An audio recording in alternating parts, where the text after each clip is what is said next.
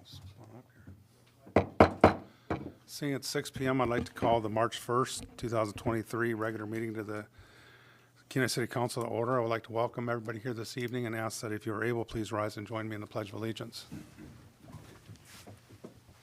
Pledge allegiance to the flag of the United States of America and to the republic for which it stands, one nation, under God, indivisible, with liberty and justice for all. Clerk, please call the roll. Vice Mayor Baisden? Here. Councilmember Askin? Here. Councilmember Dothett? Here. Councilmember Nackstead? Here. Councilmember Sonart? Here. Councilmember Winger? Present. Mayor Gabriel? Here. You have a quorum. Thank you. Council, before we get to agenda approval, I'd like to call attention to a laydown you should have in front of you with the requested additions to the packet. Action, add to item F1, ordinance number 3332-2023, Planning and Zoning Commission recommendations memo, requested amendment memo, and public comments memo, or public comments rather, all requested by the city clerk. Pleasure of council. Councilmember Nackstead. Thank you, Mayor Gabriel. I move for approval of the agenda with the add items F1, request unanimous consent. I'll second. Unanimous consent was requested. Is there any objection?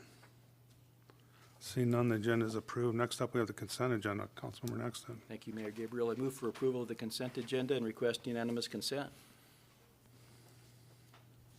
Second. Is there anybody from the body who would like to amend the consent agenda at this time? Seeing none, I'd ask the clerk to please read the consent agenda into the record, please. Thank you, Mayor Gabriel. Approval of the regular meeting minutes from February 15th, 2023. New business, action approval, bills to be ratified, brought to you by the administration. Action approval, non-objection to the renewal of a retail marijuana store license for Cook Inlet Cannabis Company, doing business as East Rip, license number 13382, brought to you by the city clerk. Action approval, non-objection to the renewal of a marijuana product manufacturing facility license for Urban Extracts LLC, DBA Urban Extracts LLC, license number 14432, brought to you by the city clerk. Action approval, non-objection to the renewal of a retail marijuana store license for Kenai KRC LLC, doing business as Kenai River Cannabis, license number 17808, brought to you by the city clerk.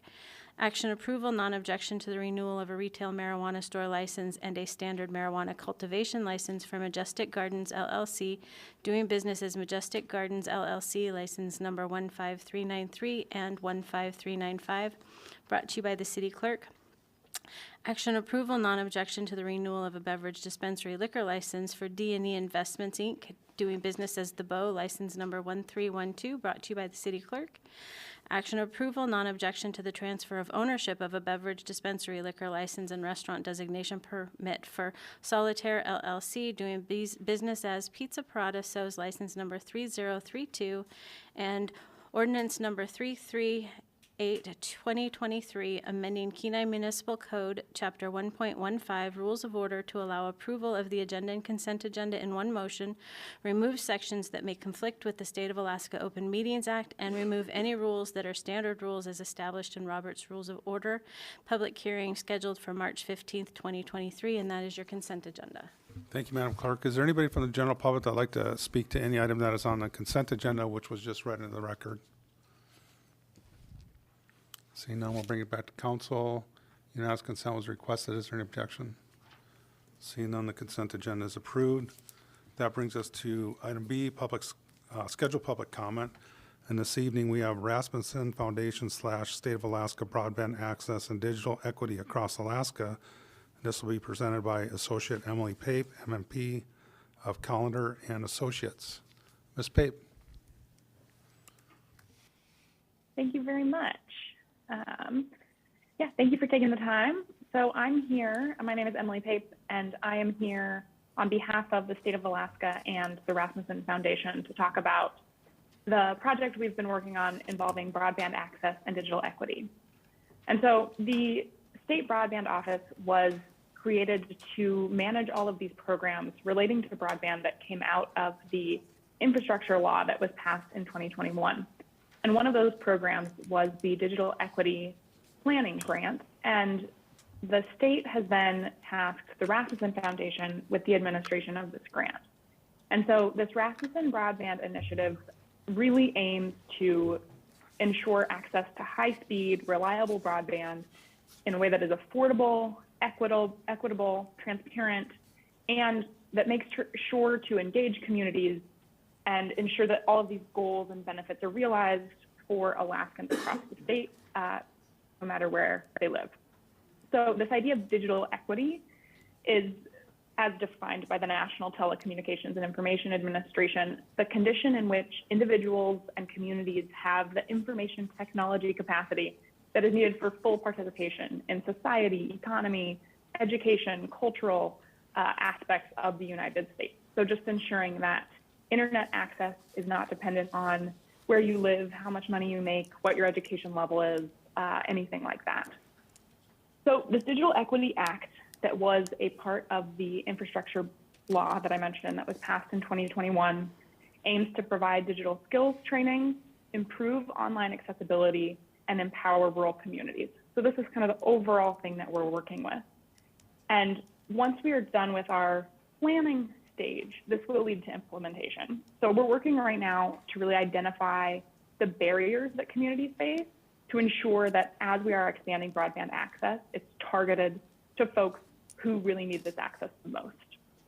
So once we're done with planning, this can unlock $400 to $550 million for Alaska broadband alone.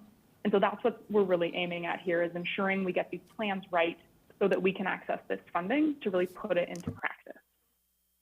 So in order to do this, we're focusing on 8 covered populations that are listed here. And these are groups of folks who historically have faced more barriers when it comes to accessing the internet. And here in Alaska, this represents more than 80% of the population. So we're really doing our best to get to communities across the state and making sure that folks in these groups in particular are able to have their voices heard, and that we really know the barriers and the impacts of these barriers when it comes to accessing the internet. So this digital equity plan that we're working on will include a statewide vision for digital equity equity framework and scorecard, plans for the implementation of these programs, proposed technology-related apprenticeships and other workforce development opportunities. It will be integrated with the state's upcoming economic development strategy, as well as educational and health outcomes and civic and social engagement. And then also action plans to actually implement this plan and make sure that all of this gets put into practice. So once we're done with the digital equity component, it's part of other components that will make up the state of Alaska's 5-year broadband action plan. And this involves, again, the digital equity plan, but also the tribal digital equity plan and state broadband planning. So this planning process is made up of 3 stages, primarily listening and understanding, which is kind of the phase we're in right now, and making sure, like I said, that we're really hearing from Alaskans across the state, across backgrounds, across communities. And these listening and understanding component will feed into how we end up with our drafted Alaska Digital Equity Plan. And then we also receive comments and making sure that Alaskans have a chance to review this plan. So like I said, we're really reaching out to communities right now. This involves listening sessions, both in person and virtual, public presentations, public comment, traditional media, social media, making sure people know this is happening, as well as local advertisements and partnering with community institutions. So the big key thing that we're focusing on right now are listening sessions, which will be almost 50 public meetings across the state. We're in the middle of hosting them right now. And we're really trying to tap into events that are already happening around the state and reaching all of these communities that I previously talked about. So in order to do this, we're launching our engagement tour, which is one of the reasons I'm talking to you all today. And we are traveling to more than 20 hub communities over the next couple months, and they're listed here. And we're really making sure that we want to touch base with local governments, other institutions, so like yourselves, to make sure that we aren't missing folks and that we are tapping into the networks that already exist to engage people. So Another component of this is an asset inventory, which means as we're talking to people, as we're doing these listening sessions, we're also getting a sense of what is already being done in the state. And so if you know of folks in Kenai who are already taking this sort of thing on, who are doing, digital navigation programs or are getting folks equipment, tablets, computers, whatever it is, we want to hear about that because we want to know what's happening in the state. So we're not duplicating efforts. So we can make sure the funds are going into the right hands of people already kind of moving on this. So the reason that I'm here today is we will be having a team in Kenai and around the Kenai Peninsula. Hadassah, who is on this call, is leading that team. And so we really want to know if there are convenings that we can tap into to get feedback from communities in your area. And if there are covered populations, those 8 populations I listed earlier, that we really should be tapping into or that you have a pre-existing connection with. And then finally, letting us know if there are any initiatives that are already in place, either at the city level or other organizations, and just kind of digital equity planning status and any other information of stuff that's already happening. So just kind of keeping all that in mind, please feel free to reach out. Our general contact for this project is broadband@rasmussen.org, but my email is already there. And then if you would like to reach out to the State of Alaska Broadband Office directly, here is that contact information. But again, thank you so much for giving me the time to speak to you all. And I am happy to answer questions now or via email in the future. Thank you very much. Thank you, Ms. Pape. Vice Mayor Basin. Thank you, Mayor. So how does Starlink now, Starlink that I'm thinking of, how does it fit into this conversation now that it's available and people throughout Alaska are starting to use that? So it looks like that's opening up a big area of digital access to rural areas. So how does that play into this plan? And that is something that we actually have been hearing about as we're doing these listening sessions. And I think at this point, Starlink is just another player along with other telecom providers. And so just kind of feeding into our understanding of what the future of broadband in Alaska is going to look like, and understanding that there are still barriers, even if folks can get Starlink. Like, I know if it's cloudy, sometimes it doesn't work, and that cost is still an issue as well. So I don't have anything more, I think, specific to say other than that, but that we are hearing about it, and it's definitely an up and coming issue. Thank you. Further questions? Councilmember Dothett? I know you'd mentioned about other programs that were giving tablets, and I believe the school district down here does have a Chromebook checkout program that allows students that don't have access to computers to be able to check out Chromebooks for the year. So that's something that they utilize to help get students access to the internet.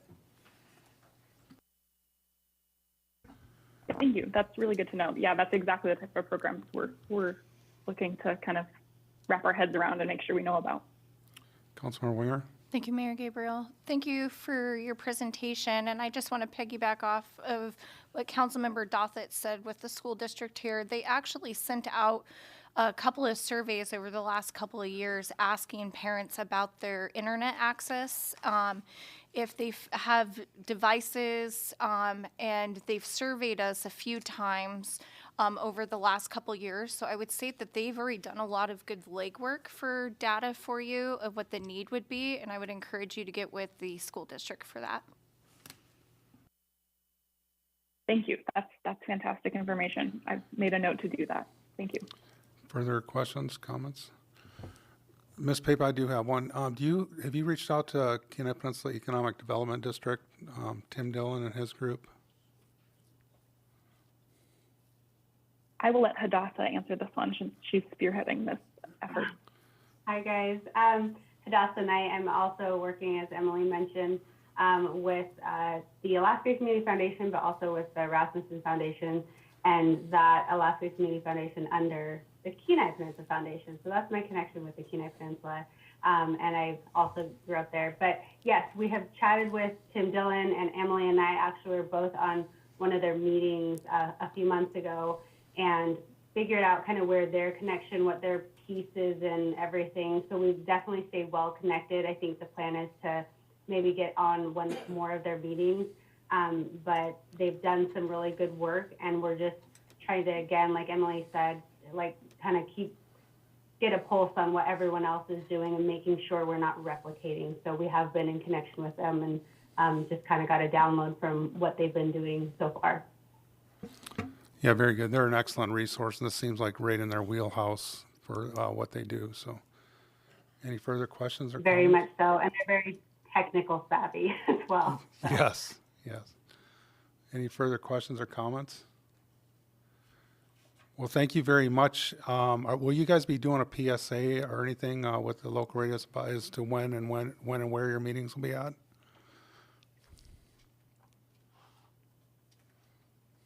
Did you want me to do that one, Emily? Go for it, yeah. Yeah. So we are going to be holding some sessions upcoming. I think we're looking at end of April. We're still finalizing some dates, and some of you actually may get some calls from me, or if there's anyone, send that into Emily, and I can happily track that down. But we are going to be doing listening sessions, and before we do those listening sessions, that kind of big thing towards April, end of April, we will be putting out the PSAs. We'll be putting out social media, digital marketing pieces, as well as radio and newspaper. So we will be touching all bases, making sure that everyone is in the know and has every available chance to make it to those listening sessions. Very good, thank you. Last call, further questions, comments? Thank you for the presentation, and we look forward to seeing where this goes. Thank you very much. Thank you. Next up, we have item C, unscheduled public comment. Is there anybody from the general public that'd like to address the council at this time on any item that is not on the agenda or consent agenda? Seeing none, we will roll into public hearings. We have item D1, ordinance number 3336-2023, accepting and appropriating an American Rescue Plan Act grant passed through the State of Alaska Department of Health and Social Services for Kenai Senior Center expenditures in support of its response to the COVID-19 public health emergency. Pleasure, Council. Councilmember Naxton. Thank you, Mayor Gabriel. I move to enact ordinance 3336, 2023. I'll second. Is there anybody from the general public that'd like to speak to ordinance number 3336-2023? Seeing none, we'll bring it back to council. Comments from council? Vice Mayor Bazin. Thank you, Mayor. Could we get a report from the city manager dealing with this? Mr. Eubank. Thank you, Mr. Mayor, Vice Mayor Baisden. This represents an ARPA, or American Rescue Plan Act grant, being passed through the state of Alaska. Provides some funding to the senior center. It is one-time funding. It's only going to be this year. It is designed for in response to COVID-19 and the center. Kathy's here. She could speak to more specifically, but they're proposing to have these funds appropriated for food and other supplies at the center. Further questions or comments? Councilmember Naxton. I'd just like to thank Kathy and Red there at the senior center for all their work, getting these grants and keeping everything. It doesn't just come, I know that. So thank you very much. Further comments, questions? I'd like to echo that. I know with all the stuff you guys do over there, and I know inflation is eating everybody, so every dollar counts for sure. So thank you for being on top of that. See no other questions, clerk, please call the roll. Councilmember Askin? Yes. Councilmember Dothit? Yes. Councilmember Naxted? Yes. Councilmember Sonert? Yes. Councilmember Winger? Yes. Mayor Gabriel? Yes. Vice Mayor Baisden? Yes. You have 7 yes votes. Ordinance 3336, 2023 is enacted. Thank you. Next up, we have item D2, ordinance number 3337-2023, accepting an appropriating an increase from the Kenai Peninsula Borough for the Senior Citizen Program Grant. Pleasure, Council. Councilmember Naxton. Thank you, Mayor. I move to enact ordinance 3337, 2023. I'll second that. Is there anybody from the general public that'd like to speak to ordinance number 3337-2023? Seeing none, we'll bring it back to council. Comments, deliberation from council? Councilmember Knoxon. Just what I said the last time, I thank Kathy and Red for all their work. Thank you very much. And this will go a long ways. I do have one question. Is this a one-time grant? It just says for 2023. I know we have borough funding for this. Is this in addition to the grant money we get currently? Mr. Eubank? Thank you, Mr. Mayor. So in the borough's FY 2023 budget, they increased overall senior funding by 10%. That funding amount is set annually. I do expect that it likely is going to repeat. The one caveat I will say is that the senior funding at the borough is allocated using the most current census data. That data has not been updated yet. We're expecting that here in the very near future. So you could see a reallocation of some funds depending on where the senior populations are after the 2020 census. But the overall 10% increase to senior funding at the borough, I cautiously am optimistic that that will continue every year. But it is set every year in their budget process, so it could change. Thank you. Further questions or deliberation? Seeing none, clerk, please call the roll. Councilmember Dothett, Yes. Councilmember Knoxted, Yes? Councilmember Sonart, Yes. Councilmember Winger, Yes. Mayor Gabriel, Yes. Vice Mayor Baisden, Yes. Councilmember Askin. Yes. You have 7 yes votes. Ordinance 3337, 2023 is enacted. Thank you. Next up, we have item D3, resolution number 2023-16, amending the employee classification plan by removing the data entry clerk, consolidating the meals driver and driver classes, and adjusting the ranges of driver, kitchen assistant, and cook positions at the Kenai Senior Center. Pleasure, council. Councilmember Knoxon. Thank you, Mayor Gabriel. I move to adopt Resolution 2023-16. Second. Is there anybody from the general public that'd like to speak to resolution number 2023-16? Seeing none, we'll bring it back to council. Comments, deliberation, council? Vice Mayor Baisden. Thank you, Mayor. Maybe from the city manager or from our director, how this will affect recruiting or the current employees that are in place. Mr. Eubank. Yeah, thank you, Mr. Mayor, Vice Mayor Baisden. I'll take a stab and I'll let Kathy jump in. So there is quite a bit going on in this ordinance. Let me first start by saying, our general process or preferred process is to make reclassification and thing adjustments as part of the annual budget process. I think sometimes there are opportunities that are created by position vacancies that allow for those things or prompt those things to happen kind of off cycle. And that's kind of what we're dealing with in this case. The director, Ms. Romaine, and Christine Cunningham, who's still the acting HR director, went down this process because of some difficulty the senior center has been having, frankly, with staffing of driver positions and things. And so what we're basically doing in this is, for starters, the senior center is proposing to eliminate what is their current data entry position.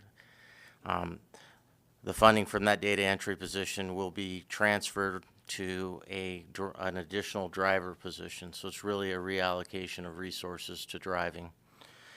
And then we had 2 different classes of drivers. One is a driver, pure driver, one was a meals driver. One was paid at a range a range 6, and one was paid at a range 1. So one was paid at almost $17 an hour and one at starting, and the other was paid at about $13.30 an hour. So quite a disparity and not a huge difference, frankly, in the job duties.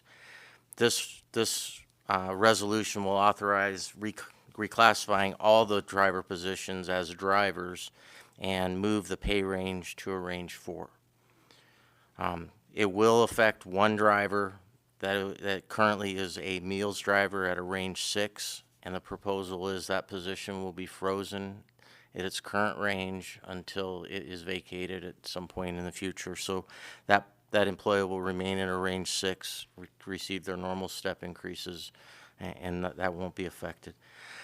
Unfortunately, when we do these things, you have the domino effect, and this really forced us to look very hard at both the cook and the assistant cook positions that were paid in similar ranges, and is proposing to increase the cook, who is currently a range 6, to a range 8, and the kitchen assistant, who's currently a range 2, to a range 4. Now, having said all that, the financial impact for the remainder of FY23 is estimated at just under $5,000, $4,950. And in FY24, if we use this FY23 pay numbers, it'd be about a $14,500 annual increase in costs at the senior center. I think this is a step that's needed to help Kathy, find quality drivers and employ quality drivers. We have 2 vacancies, I believe, right now, and 3 if we count the data entry clerk going there. So I think it's going to help her, and I think it cures a little bit of some inequity that we probably had in the cook and the assistant cook position. So kind of a lot of moving parts, but that's what we're trying to do. Kathy, did you want to add anything, or? Ms. Romaine? You said it very well. It is, Christine Cunningham did an enormous amount of work on this, requires reassessing, looking at other jobs, similar jobs in public sector and private sector around the area, and did an enormous amount of legwork to have this happen. It's a very positive move for the senior center. We, as far as funding for next year, we looks like the Title III is a Older Americans Act. That's a federal grant, passes through the state, and we're hoping for an increase in that as well. So, Thank you. Further questions? Request unanimous consent. I did have one quick question for you. And I was assuming, looking at the pay schedule, the previous pay schedule, is that the drivers that transport people, I guess they're not required to have a CDL. Is that, would that be accurate? they aren't. Okay. It would have to be, 15 passengers or more would require a CDL. Okay, so there's under that limit, that's Correct. all. Unanimous consent was requested. Is there any objection? Seeing none, resolution number 2023-16 is adopted. That brings us to resolution number 2023-17, authorizing the use of fleet replacement funds for the purchase of equipment to uplift 4 new police vehicles and authorizing the sole source purchase of a portion of the items from Alaska Safety Incorporated, utilizing the contract of another government agency in which the city is authorized to participate. Pleasure, council. Councilmember Nexon. Thank you, Mayor. I move to adopt Resolution 2023-17. I will second that. Is there anybody from the general public that would like to speak to resolution number 2023-17? Nobody here, online. Bring it back to council. Comments from council? Request unanimous consent. Thank you. Unanimous consent was requested. Is there any objection? Seeing none, resolution number 2023-17 is adopted. That brings us to resolution number 2023-18, renumbering the Kenai City Council Supervisory Subcommittee Policy number 2017-2 to policy number 20.230. Pleasure, council. Councilmember Nexon. Thank you, Mayor. I move to adopt Resolution 2023-18. Request unanimous consent. I'll second. Is there anybody from the general public that would like to speak to resolution number 2023-18? Seeing none, we'll bring it back to the body. And Madam Clerk, I'm assuming this doesn't materially change the policy, it just is a housekeeping, is that correct? Thank you, through the mayor. Yes, so this follows through with last time, and there were no changes to the policy, only the numbering system, so it'll align with the new system that was established last meeting. Very good, thank you. Unanimous consent was requested. Is there any objection? Seeing none, resolution number 2023-18 is adopted. That brings us to resolution number 2023-19, authorizing the purchase of real property described as lots 8 and 9, block 19 of the original town site of Kenai, according to U.S. Survey 2970B, record of the Kenai Recording District, 3rd Judicial District, State of Alaska, and designated as Kenai Peninsula Borough Parcel Number 047-10308 from Billy McCann et al. And Glenda Sterling for the public purpose of including the property in the Bluff Erosion Restoration Project and determining that the public interest will not be served by an appraisal. Pleasure, Council. Councilmember Axton. Thank you, Mayor. I move to adopt Resolution 2023-19, requesting unanimous consent. Second. Is there anybody from the general public that would like to speak to resolution number 2023-19? Seeing none here or online, we'll bring it back to council. Comments from council? Just Councilmember Dothett.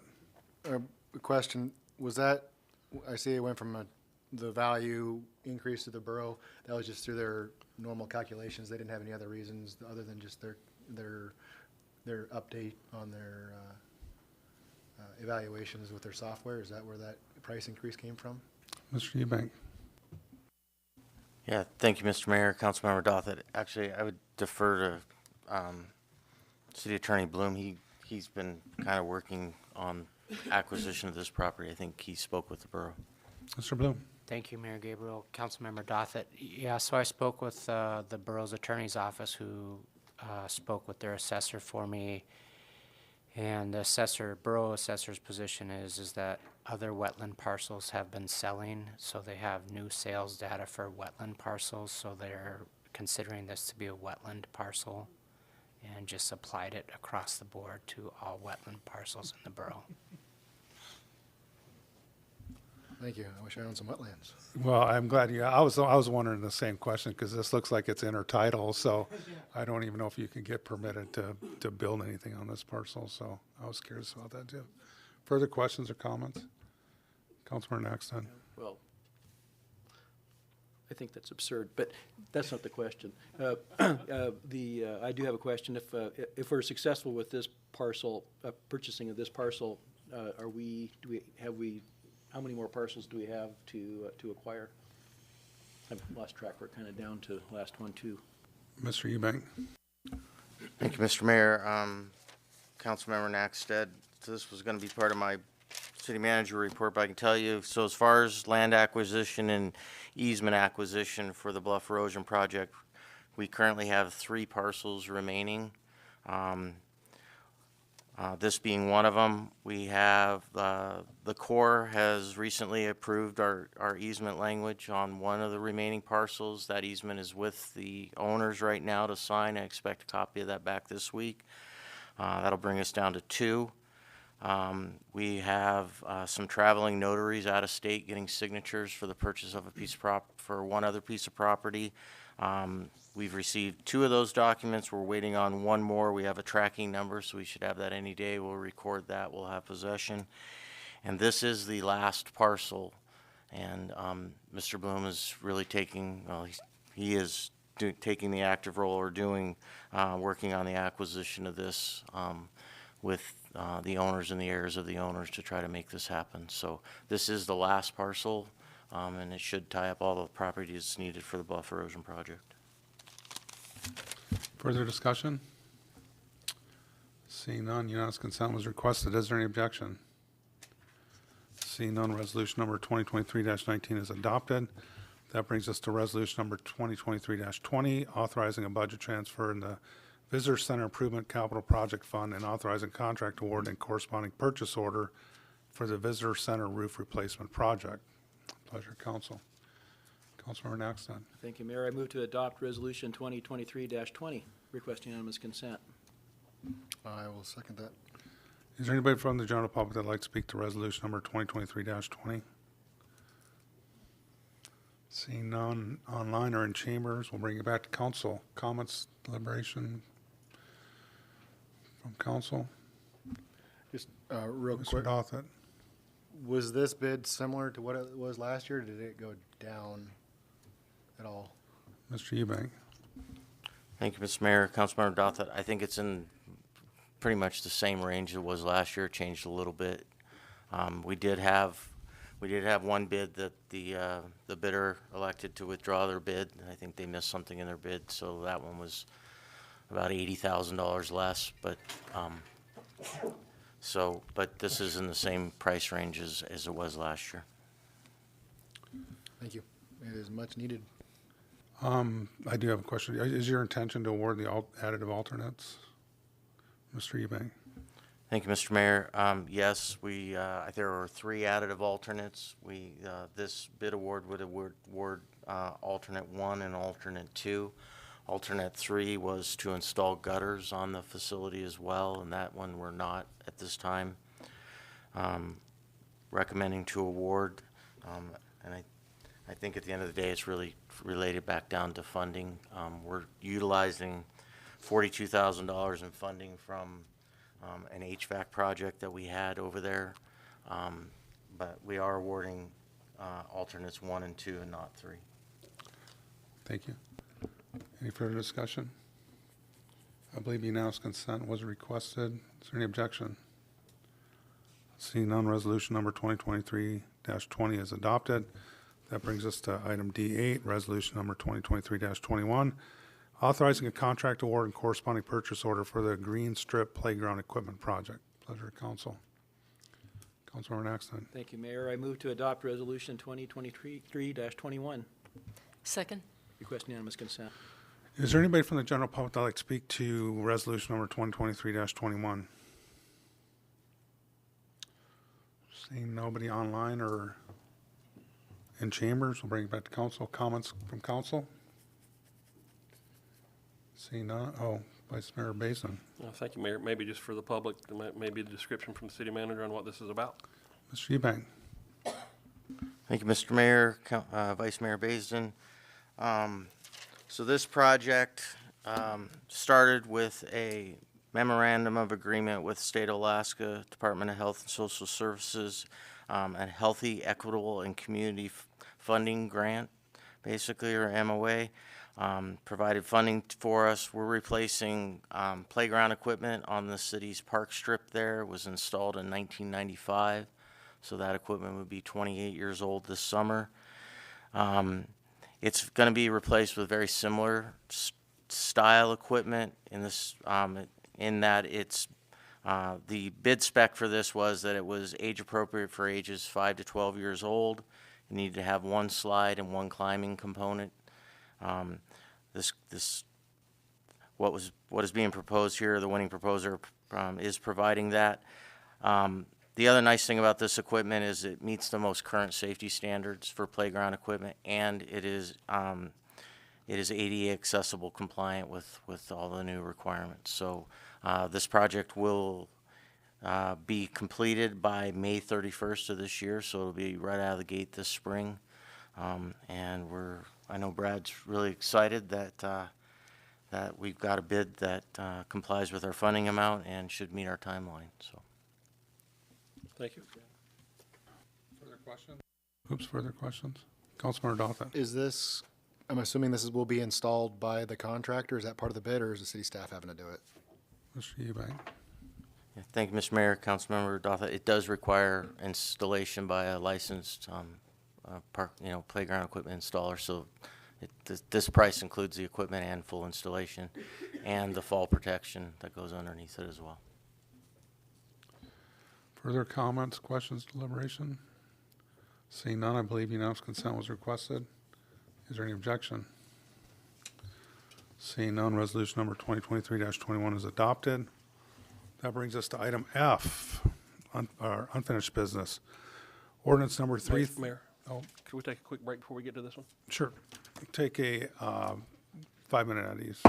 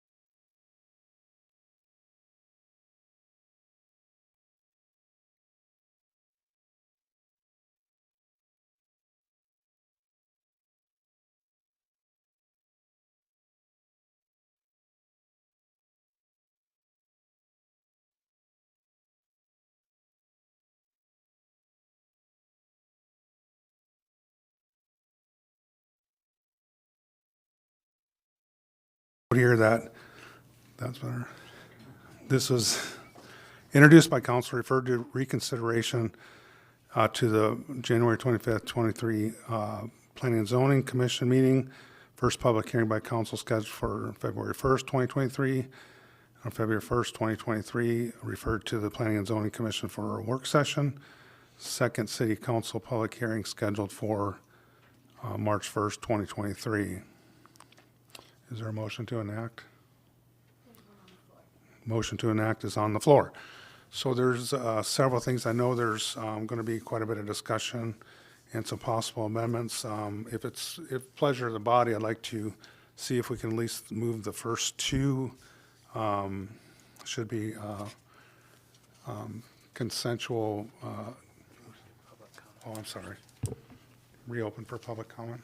Sorry, getting ahead of myself. We're going to go ahead and reopen public comment. Is there anybody from the general public that would like to speak to ordinance number 3332-2023? Please come forward and give your name and whether you reside in the city of Kenai.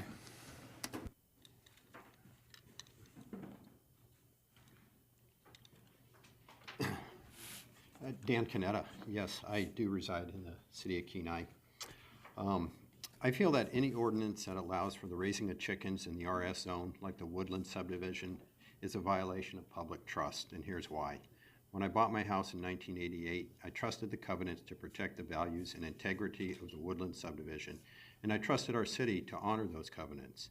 The covenants for Woodland expressly prohibits the raising of poultry.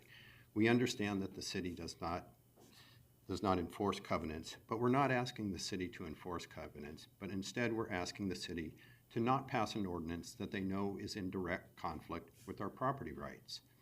Passing an ordinance that undermines our covenants will cause an obvious dilemma, as it provides an avenue to violate our covenants. I urge the city to comply with our covenants and not undermine our property rights that have been established for our residential neighborhoods. This ordinance, as written, violates the covenants of at least 8 subdivisions and more than 900 lots.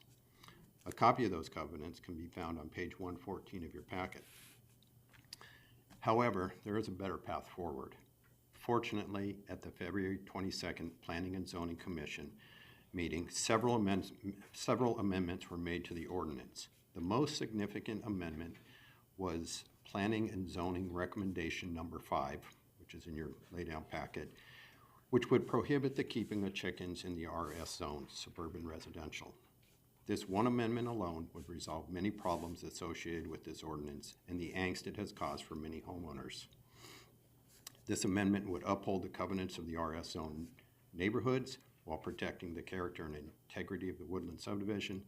This amendment would also save the city from causing an obvious conflict with our covenants. I strongly urge the City Council to accept and enact the Planning and Zoning Recommendation Number 5, which passed by a vote of 5-1. Thank you. I'll be happy to answer any questions. Any questions for Mr. Canetta? Thank you, and I appreciate your in-depth comments. Written comments also, Mr. Canetta. Is there anybody else that would like to speak to ordinance number 3332-2023? Ms. Howard, could you just please give your name and whether you reside in the city of Kenai? Hi, I'm Kim Howard, and my husband Dave and I both reside in Kenai. So we're both opposed to the passage of ordinance 3332-2023 as it stands. We agree with the Planning and Zoning Commission's recommendation to prohibit the keeping of chickens in the RS zone like the other residential zones in the city of Kenai, RS1 and RS2. You've got a couple of previous letters we've written on this issue in your packet. I'd like to emphasize a few key points. When we purchased our home in Woodland in 1988, 35 years ago, it's hard to believe, as responsible home buyers, we read the covenants and the RS zoning code. And we think most homeowners affected by this ordinance bought their property knowing that chickens were not a permitted land use and had an expectation that their neighbors wouldn't have chickens either. We have a modest home. The lot size is 10,170 square feet. It's on a cul-de-sac situated where we can see 6 of our neighbors' backyards. Having livestock such as chickens in densely populated zones on small lots without adequate buffer affects other properties. Passage of this ordinance will dramatically change the residential character of our neighborhood. For nearly 3 years, we witnessed blatant violation of the terms of our neighbor's 2020 livestock permit for chickens. If the current laws can't be managed, new and broader allowances won't be enforced either. Chickens are a public nuisance and a disturbance in a densely populated subdivision. We prefer to enjoy our front, side, and our backyard without a dozen or more chickens cackling when a truck shows up or somebody walks by or a child runs by, not to mention the squawking as they lay eggs. Contrary to what this proposed ordinance says, these sounds do constitute a public nuisance and a disturbance. This ordinance is written would severely limit the number of properties in the city of Kenai for residents who don't want to live next door to chickens. As Kenai taxpayers, we feel enough city resources have been spent on this issue. We don't want to live next door to chickens and shouldn't be forced to. Enforcement of the keeping of chicken parameters in this ordinance should not be complaint driven and the responsibility of the neighbors. Please support the Planning and Zoning's recommendation to prohibit the keeping of chickens in the RS, zone, like the other residential zones. Again, thank you for consideration in this matter. Thank you, Ms. Howard. Questions for Ms. Howard? Seeing none, thank you. Is there anybody else from the general public that'd like to speak to ordinance number 3332-2023? Please come forward, give your name and whether you reside in Kenai. Carolyn McGee, yes, I also live in Kenai. I just want to oppose this ordinance because I also witnessed the approximate 3 years of the violations over in Woodland. And it wasn't just chickens, it was roosters, and there was 30 or 40 at times, not just 12 or 6. I bought the house in 2017, and I had, if I wanted chickens in my yard or my neighbors to have chickens, I probably would have moved to an R&R zone. That's all. Thank you. Any questions for Ms. McGee? I do have one quick question. Do you have any objection to the ordinance overall if the RS exclusion amendment was adopted? The zoning, I agree with that. Like, if I just don't want them in the RS neighborhoods. Like, they shouldn't be in residential neighborhoods. That's why we have RR zoning, is it not? Okay, thank you. Any further questions? Seeing none, thank you, Ms. McGee. Anybody else from the general public like to speak to ordinance number 3332-2023? Please come forward, give your name, whether you're Kenai residents, please. Barbara Kennedy, and I'm a resident, yes. And I'm here in support of the ordinance, but I am zoned for rural residential, not rural suburban. I'm very happy with what planning and zoning has offered for amendments on this. I think we've reached a lot of fair compromises for making this ordinance pass and it being palatable to all involved, including Mr. Canetta here, who me and him both agree. We've been on opposite sides of this discussion throughout the process, and we agree that this is fair with amendment number 5 passing. Is that's like, I'm content as a chicken keeper in my zone with how it's written through planning and zoning. And that's all I'm going to say on that one. Very short. There's no reason. We've already hashed this out enough times that it's fair enough. Questions? Further questions? Councilor next. Thank you. I know that you've spoken multiple times before and in support. And amendment number 5, I believe, has to do with the RS zone. Is that correct? Correct, which means it does not affect me. Okay. And I understand why it's important, because that's been the major concern from the other residents, because I've told them before, I can't comment about your zone because I don't live there. I'll fight for my zone, which is the rural residential, which most of this is geared towards, that I'm looking at it anyway. Further questions? I do have one question, because I think there was another proposed amendment to move the minimum lot size down to 24,000 square feet, and then add for can't remember how many number of chickens, and then like 6, I think, and then you could add 1 for every 2,000 square feet. Where do you stand on that, Ms. Kennedy? That one I'm in a bit of trouble because my lot is only 20,000 square feet. And I currently have 4 and a household of 3.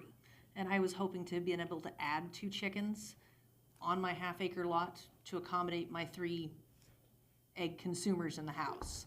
So that one is kind of a, I don't like it, didn't want it, but if that's what it takes to keep what I currently have and maintain it, I'll accept it, but it's not what I wanted. So I would have rather had the 6. I didn't need 12, but 2 chickens per each household. And with your lot size down around the 20,000 square foot realm, have you had any issues with neighbors or neighbors' dogs or anything like that? No, the dogs do run, but the chickens are well contained. The only time they're loose is when I'm gardening, because you need chickens when you garden. That's just the way it works. So they're out with me. They peck the lawn. It's kind of like having a dog. You have a yard for them when they go out to do their business, but then you take them out to frolic and the rest of the lot when you're out there with them. That's kind of how I've been handling it, is they're not unattended. I don't really have a problem. My neighbors have chickens. I see them, and there's chickens around me, and we haven't had any conflicts with anything. Is the dogs running are just part of the neighborhood that you call, oh no, Sally's dog's out again, give her a call, she doesn't know he's broken loose. Hasn't been a livestock issue at all. Okay, thank you. Councilmember Knox. I didn't realize you were in one of the small RR lots that are out there, and there's a few of them. Are the properties adjacent to the larger RRs, and you're just a smaller one?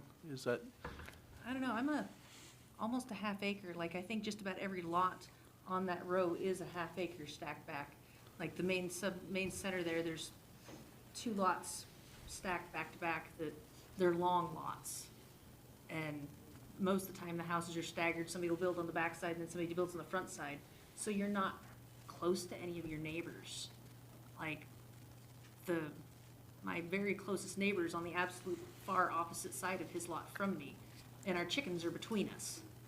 So they don't show up because they're tenants and not property owners, but they've been there for 15 years. I consider that to be, they should have a say after 15 years of residency, what happens. But they don't see where they have a standing in the discussion. Just one more question in that. There is a proposed amendment, I think Councilmember Askin has, where it takes into account smaller RR lots that are out there. They're kind of scattered around here and there. And what it proposes is 12 chickens on those lots, primarily because they have bigger lots nearby and all of that. So that sounds like that might work in your neighborhood. And that would be what applies to me, yes.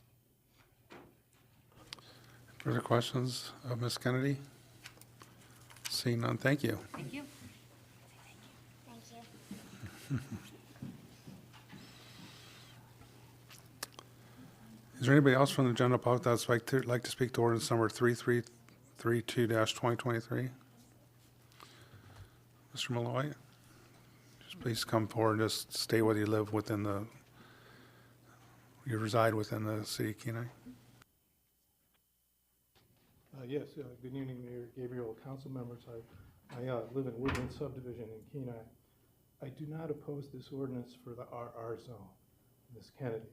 The RR zone is a different zone which has larger lot sizes, and raising chickens on large lots has been allowed there since 2000. I do not oppose an amendment to this ordinance to prohibit chickens in the airport light industrial zone either, if that makes sense. I oppose this ordinance for the RS zone.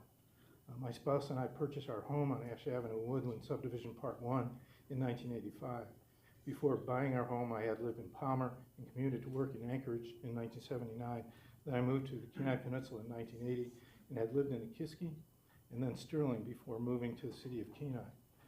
My spouse and I both had opportunities for employment in Anchorage, Fairbanks, and Juneau, but we chose City of Kenai because we thought it was the best place to raise our daughter.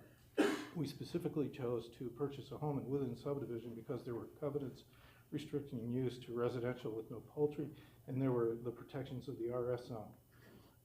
Now we are happy to see the 3rd generation of children being raised in our neighborhood since we became residents 38 years ago. I did some research on this code section, and that information is in your packet at pages 140, 148. The original ordinance that became this code section was initiated by the Planning and Zoning Commission in 2000. Back then, the PZC properly considered the zones and lot sizes in suggesting the substitute ordinance, which became this code section. The minutes from the work session indicate that not listing the RS along with the RS1 and RS2 was an oversight. The notes are that discussion took place and it was recommended that RS1, RS2, RU, and TSH zones be listed. This would leave the RR and commercial zones available. I thank the council for referring this ordinance to the PZC. On referral in 2023, the PZC again properly considered zones, lot size, and population density. I support PZC's recommendation number 5, the proposed amendment, which would prohibit the keeping of chickens in the RS zone, just like the prohibitions in the 2 other suburban residential zones. Otherwise, this ordinance will cause radical change to the RS zone. And the raising of chickens will have similar impacts on all of the subdivision, all of the residential zones, but only properties in RS zone are subject to the impacts that will be caused by this ordinance. As Mr. Kennedy has said, this ordinance also will undermine the protective covenants that are our property rights in our subdivision. This will cause increased friction and disputes between neighbors and more litigation. These negative outcomes will be avoided if the council adopts planning and zoning's recommendation number 5 and accepts out the RS just like RS1 and RS2. Thank you. Questions of, wow, perfectly timed. Any questions for Mr. Malloy? Thank you. Appreciate you. Councilmember Dothett. Mr. Malloy, I just had a question. Maybe you can incite us onto what has changed. In previous history, when you were on this board, there was similar ordinance that might not have been quite as restrictive as this one has been proposed, and you were in favor of them in both times. What has changed currently with it? I was wrong. Okay. I think in my vote, it's a vote that I regret in hindsight. I think that Mayor Porter and former council member Gabriel, now our mayor, and Councilmember Axted had better arguments. I didn't really grasp the impact that it would have. I didn't really think about my own personal situation as much as I do now, because I was in a different seat. But I would say that it was that I was wrong on those occasions. Thank you. I was just curious if there was something that stood out differently or not. So, Yeah. Thank you. Okay. Yeah. Any further questions? Thank you, Mr. Malloy, former council member, vice mayor. Is there anybody else from the general public that'd like to speak to ordinance number 3332-2023?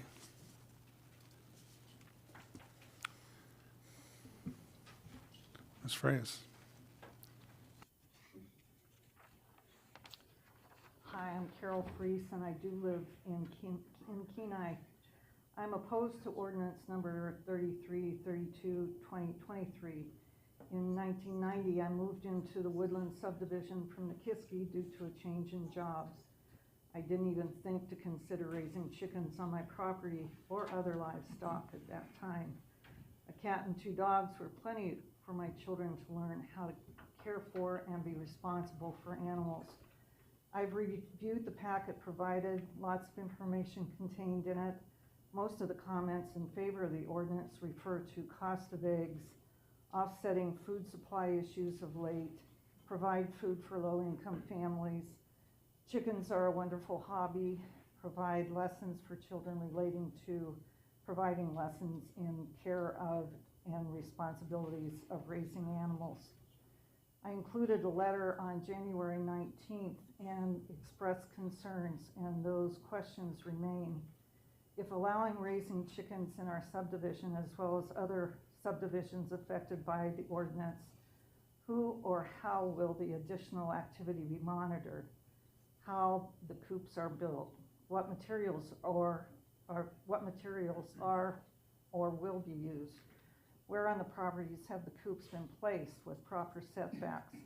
Will neighbors of new chicken properties be notified by the city prior to any permitting is approved?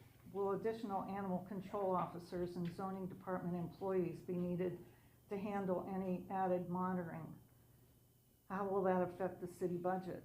As pointed out in some of the packet comments to date, the monitoring has been difficult. Livestock do not belong in a heavily populated subdivision, and that has been very well identified in the comments provided. Thank you. Any questions for Ms. Freeze?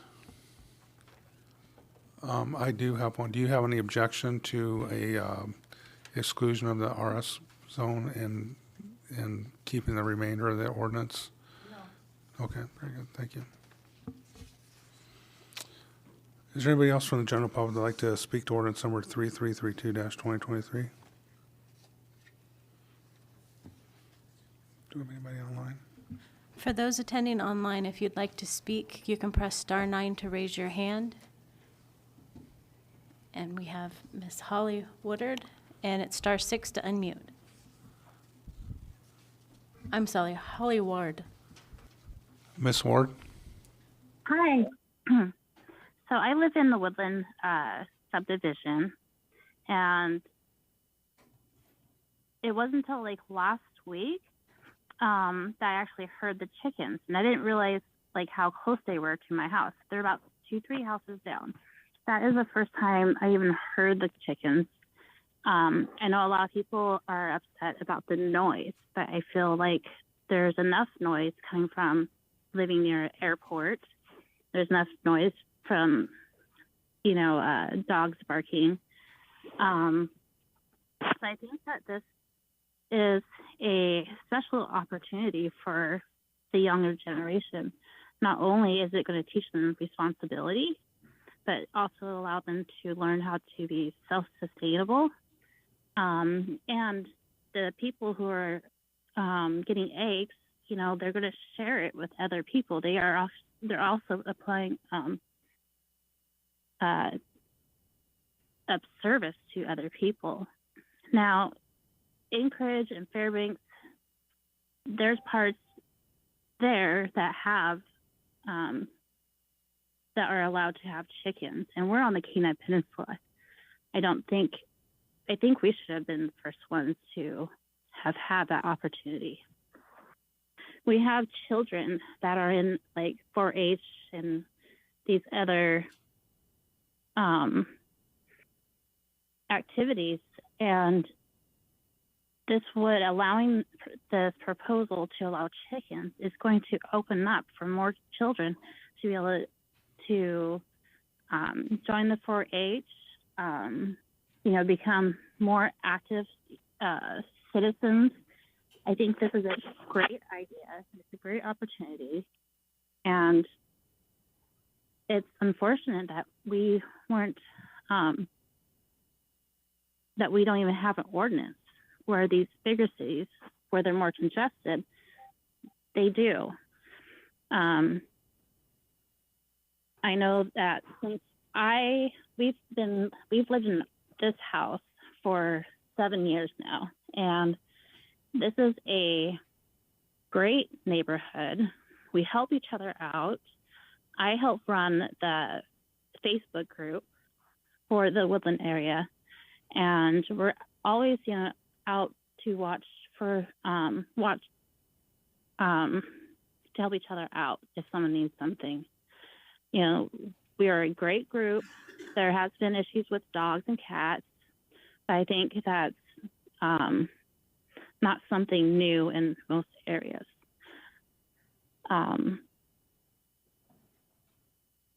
I would have loved to be able to have my kids to, learn and grow with having, little starter chickens and stuff. And because of where we live, we were unable to do that. That was something that we were interested on.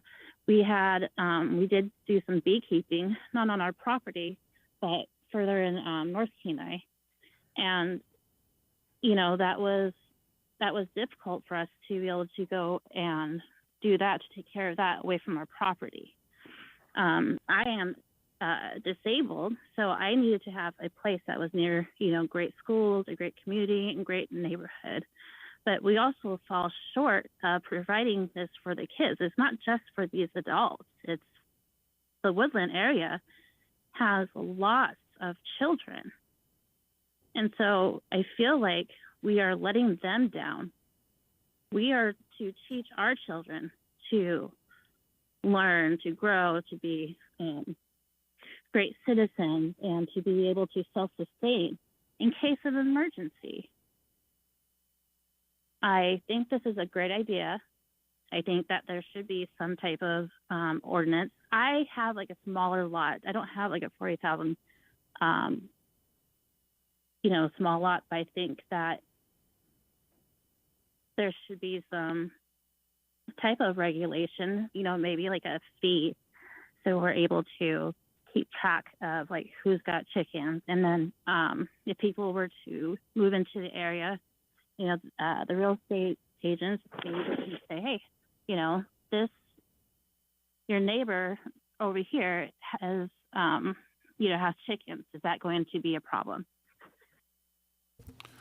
Ms. Ward, I I'm think gonna there's many have to ask you to wrap up your comments, if you could, please. No, I'm done. Yes, I'm done. Thank you. Appreciate your participation this evening. Is there any questions for Ms. Ward? Councilmember Naxton. Thank you, Ms. Ward, for your comments and appreciation for 4-H and the kids and all of that. And I don't know if you're aware, but currently the code does allow for 4-H projects for chickens in our city through animal control. I just want to make sure you were aware of that. Okay, thank you. Any further questions of Ms. Ward? Thank you, Ms. Ward. Is there anybody else that would like to speak to ordinance number 3332-2023? For *9 to raise your hand or *6 to unmute. And I know that there was a hand raised a minute ago, but it went down.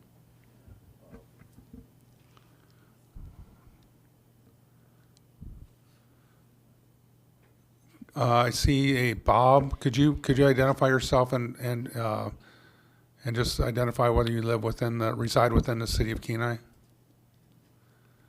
Hi, this is Christine Schmidt. I'm not Bob, but my Zoom name is Bob apparently. So I live at 513 Ash Avenue in Kenai. I provided a map with a list of subdivision covenants showing that many large subdivisions in the Kenai core have no poultry covenants, over 900 lots. And since I sent that map in, I also found that you can add Northgate subdivision, which is next to Sears Elementary, as another subdivision that has poultry ban covenants. And in the city of Kenai's land use table, our zone, RS, suburban residential, has always prohibited farming and general agriculture, including livestock farming, since the very first Kenai zoning code in 1984. The Kenai zoning code and these subdivision covenants both acknowledge that raising livestock on small lots in the RS zone and in these densely populated subdivisions is not an appropriate land use. When we decided to buy a home in Woodland in 1985, we deliberately chose a lot in the subdivision because of the RS zone and the covenants. And yes, we did look at the zoning before we bought, because that was important to us. Many people asked us why we chose to buy a house in Kenai instead of Soldotna, where we worked at the time. And I said, because they have good zoning. And we've relied on that zoning ever since. Because ordinance 3332/2023 changes our zoning rules, we're against it. And we would like you to vote it down. However, we appreciate the work that the Planning and Zoning Commission did to recommend appropriate amendments to this ordinance. And we ask you to support those amendments, especially the one to remove the RS zone from the ordinance and to have a minimum 24,000 square feet, which is more than half an acre, chicken rule Thank you. Sorry, I'm losing my voice. No worries. Thank you, Ms. Schmidt. Is there any questions for Ms. Schmidt? Seeing none, thank you for participating. Is there anybody else from the general public that'd like to speak to ordinance number 3332-2023?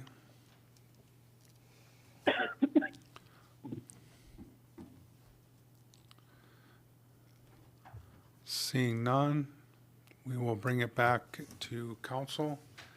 And I think where I started with a little bit ago was, I know there's going to be some discussions, possible amendments, but if we could, I know there were some suggested amendments that are one from our city clerk and one from our deputy city clerk. So if we could move those, maybe. Councilmember Yeah, Nexon. Mayor, I'd be happy to move the two main amendments from the clerk's office. They're just technical amendments.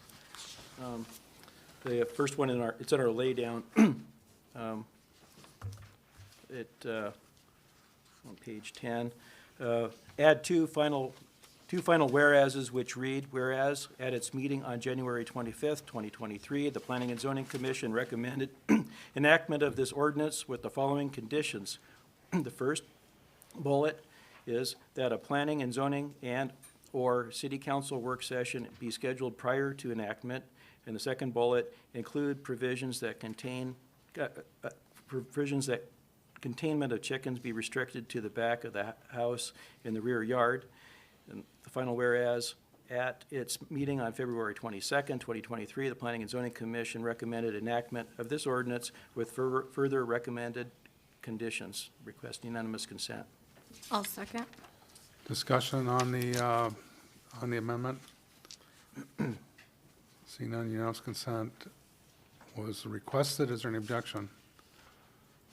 Seeing none, the amendment is approved, and we have ordinance number 3332-2023 as amended before us. Councilmember Nexon. Thank you, Mayor. And on the next page of friendly amendments from the clerk's office, motion is amend section 1, paragraph C1 by replacing the reference to subsection K with reference subsection H, and amend subsection 1, paragraph C3 by replacing the reference to subsection L with reference to subsection I, and amend section 1, paragraph H by removing RSL from the listed exceptions and replacing with RS2. Request unanimous consent. I'll second. Discussion on the amendment? Seeing none, unanimous consent was requested, and so that motion is approved. And with that, we'll go to, I'll open up to one of the sponsors. Would like to speak to this first.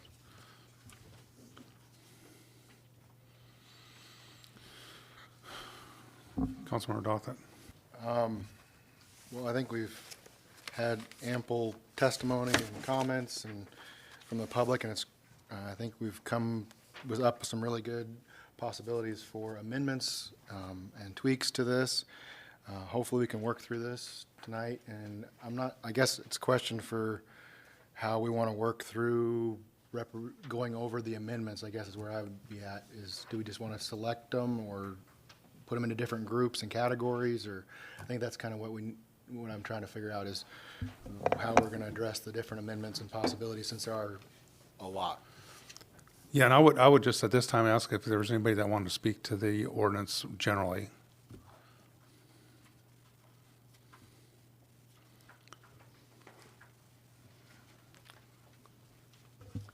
Councilmember Askin. I'd like to see us proceed with, number one, I intend to vote in favor of Planning and Zoning's recommendation number 5 regarding the RS zone. But I think we have 3 different amendments that pertain to square footage of lots. I think I'd like to bring those all up at once, and we can kind of read them and decide which ones we want to vote on. So the way, when someone makes an amendment, we can make an amendment to the amendment. So for instance, if we wanted to start out with the planning and zoning recommendations of a 24,000 square foot lot, then someone could make that amendment, or make that motion, someone could amend to a 20,000 square foot lot, in which case we would make that at that time. So as far as lot sizes goes, we can only have 2 amendments to the main motion on the floor at one time. So, I had a discussion with the clerk this morning, or this afternoon on this. We're going to kind of track those amendments so we know what we're voting on as we work through the process. I see Councilmember, let me let Councilmember Winger jump in real quick since she's one of the sponsors here. Thank you, Mayor Gabriel. I would just like to get some clarification from our city attorney. We've heard a lot of testimony about covenants and how passing this isn't upholding the covenants. I want to know from a city's point of view and a planning point of view, do we structure our ordinances and stuff around covenants? And if you could touch on that. Mr. Bloom. Thank you, Mayor Gabriel, Councilmember Winger. So I think there was 2 questions. The first one was how our ordinance would affect covenants. Is that? Yes, if we take that into account when Okay. we're. So we don't, as a city, consider covenants when we enact legislation or even like when we do conditional use permits. When we do conditional use permits, we will permit something that is against the covenants in an area. We will consider covenants as evidence, for the comprehensive plan or as evidence, but it's not determinative when we make those decisions. That's consistent with the borough's policy as well. So we don't consider covenants against, or I'd repeat myself. What I would like to say, I guess, is our granting of a conditional use permit or adopting an ordinance that covenants might conflict with doesn't weaken those covenants or impair any ability of private residents that are subject to those covenants to enforce it. So even if we passed this resolution that said chickens are allowed in the Woodlands subdivision, for example, and the covenants in the Woodlands subdivision said there's not chickens allowed, it would have no impact on their ability, residents in the Woodlands subdivision, to enforce their own covenants. That's how we approach planning in the city. And I will point out that we also have supporting staff here too. We have our Chief Animal Control Officer, J.J. Hendrickson, with us, Chief Ross, and our Planning and Zoning Director, Ms. Mitchell, is online also. So just wanted to point that out. Follow-up, Councilmember Winger. Yes, thank you, Mayor Gabriel. Thank you, Mr. Bloom. In the end, as a co-sponsor of this, I came onto this because simply I'm allowed to have chickens. I have a 40,000 square foot lot. 6 of my neighbors that my property butts up to are not allowed to have chickens. Some have had chickens, some have had horses in the past, and everybody has been able to coincide very well. In the end, it's not up to me or this body to look at the covenants and enforce the covenants and pass rules, ordinances based off of individual covenants. It is our job to represent the community as a whole. This is a ordinance that supports a community as a whole. This isn't a woodland chickens ordinance. This isn't a Birch chicken ordinance. This is a City of Kenai ordinance. And I just want to be mindful that covenants aren't something that we are to weigh into and isn't something that we are to enforce when we're looking at these to implement it. And we would expect, or I would expect, that to be dealt with by the individual neighborhood. So with that going forward, I appreciate a lot of the amendments that were brought forth and a lot of the comments that we have heard. I am a little disheartened with some of the comments that we have heard and the attacks that we have received. I think that derails from what we're here for. And this is, again, an ordinance as a whole and not an ordinance to one individual area. That's all I have. Councilmember Dothan. I'll let Ms. Sonart go for it. She's been. Councilmember Sonart. Thank you, Mayor Gabriel. I would like to speak to recommendation number 5, but I don't have to do it right at this moment. If we can structure our discussion to create an efficient discussion over the next while. So Well, I I think, didn't know if it would be appropriate to talk about it now or just wait till we can group them all together. Well, But I if we- would if- like to speak to recommendation 5. yes, and I think if we're good with just a general discussion about this, we can move to amendments, and that's certainly one of the ones. I think that's sort of at the top of the list from what I, just reading the room here. So I would suggest at this time, if someone want to make that motion, that would be appropriate. Councilmember Axtell.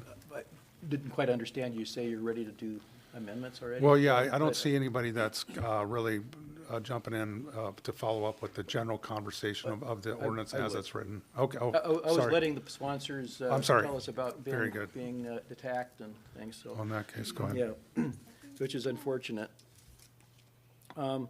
I guess this is my second time, this is my third time with chicken ordinance. And the last time, as I recall, the main argument had to do with, it's, what the sponsors said in there was everybody has the right to eat, which you do.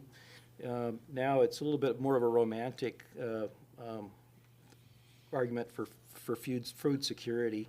And in technically using the term in its definition, it really, having chickens does not provide food security in Alaska. You do require feed, continuous feed, heat, all this, and the cost of raising chickens and laying hens, there's just no way you can you raise chickens because you want to, and it really doesn't have to do with food security. You do it because you want the eggs, you do it because you want it for your kids, those kind of things. But food security really doesn't truly fall into it. Even with the shortage of eggs, the eggs are far cheaper and and they're still readily available in the grocery stores. I kept an eye on that. But at any rate, I do look forward to some of the amendments that we have proposed in front of us. Some of those that I wouldn't normally jump out and say what I am thinking necessarily, but just in the light of, we've got so many amendments, that I do support moving the chickens to the backyard. That would be the pen, hutch, all of that. So they're not running around in the front yard in a fence. Not allowing them be in the airport light industrial zone. These are amendments I have. I also had an amendment to reduce the number in the smaller lots to 6 chickens. I do like Askin's published, more thoughtful, I guess, amendment that takes into account the RR zone lots that are smaller, and which it allows those to have up to 12. Those I tend to support. And as far as the planning and zoning, their Amendment 1 for the commercial, not allowing commercial. Item 5, excluding the RS zone. I want to discuss that some more. I tend to agree with that. Their recommendation number 6 has to do with construction standards of the hutch, and number 7 was the feed storage being secure. I support that. And as far as having chickens on various size lots, if you're going to have 6, you're going to have 8, you're going to acre lot. How many chickens do you get? And then so forth. It becomes difficult for the public, and it's difficult, I think, to manage. Neighbors don't know all of that, and I think keeping it simple is a better way to go. That's all I have. Any further discussion on the general ordinance? Councilmember Dothett? I think it's going to come up with a lot of different ideas, and I think there's been a lot of things. I don't think, I know it was brought up about the lot sizes being that complicated to figure out. We have Google nowadays, and many other cities around in the United States and in this state have done much more complicated lot figurings and have had no real issues.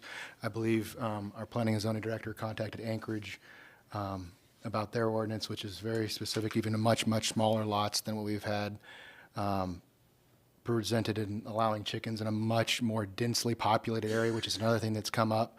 When I think of Anchorage, allowing it on a 6,000 square foot lot and many, many more chickens than just 12 as you go up their incremental levels, I think of that as a highly dense area. And to think that we're going to eliminate, and I guess I would reach out to staff on this, is Ms. Mitchell on there?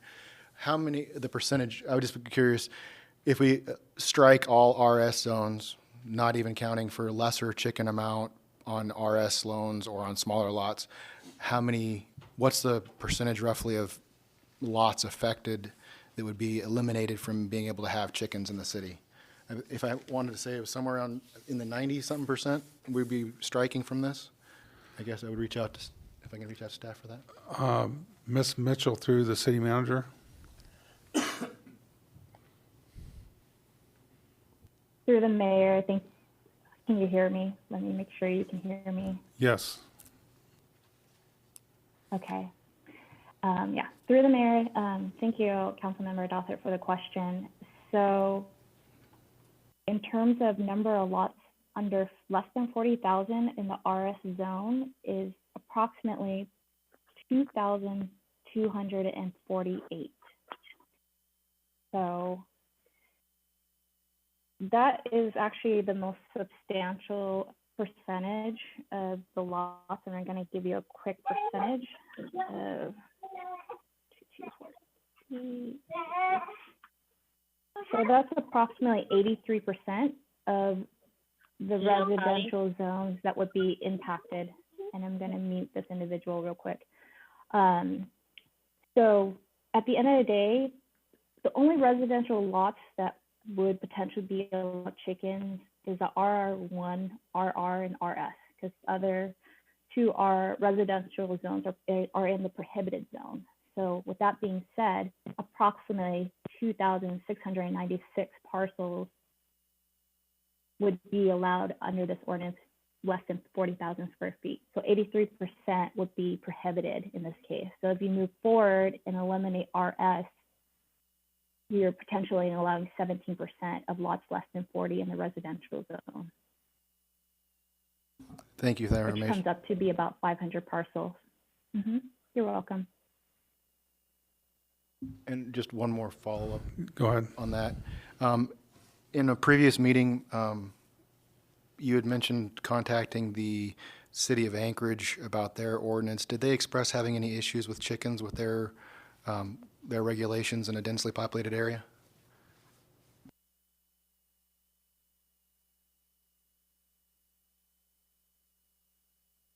Thank you, Councilmember Dossett.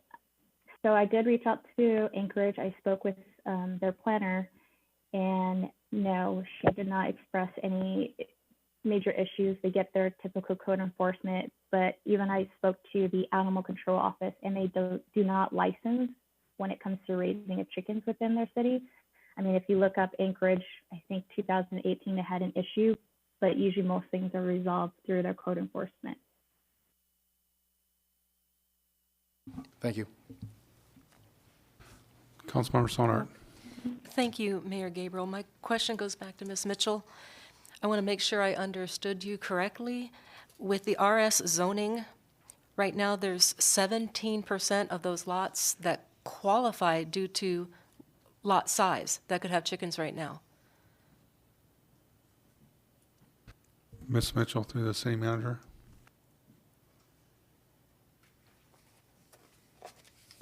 Through the mayor, thank you, Councilmember Sonart. So the number of parcels that are currently over 40,000 in the RS zone is 205 parcels. So I'm running the numbers. Thank you. You're welcome.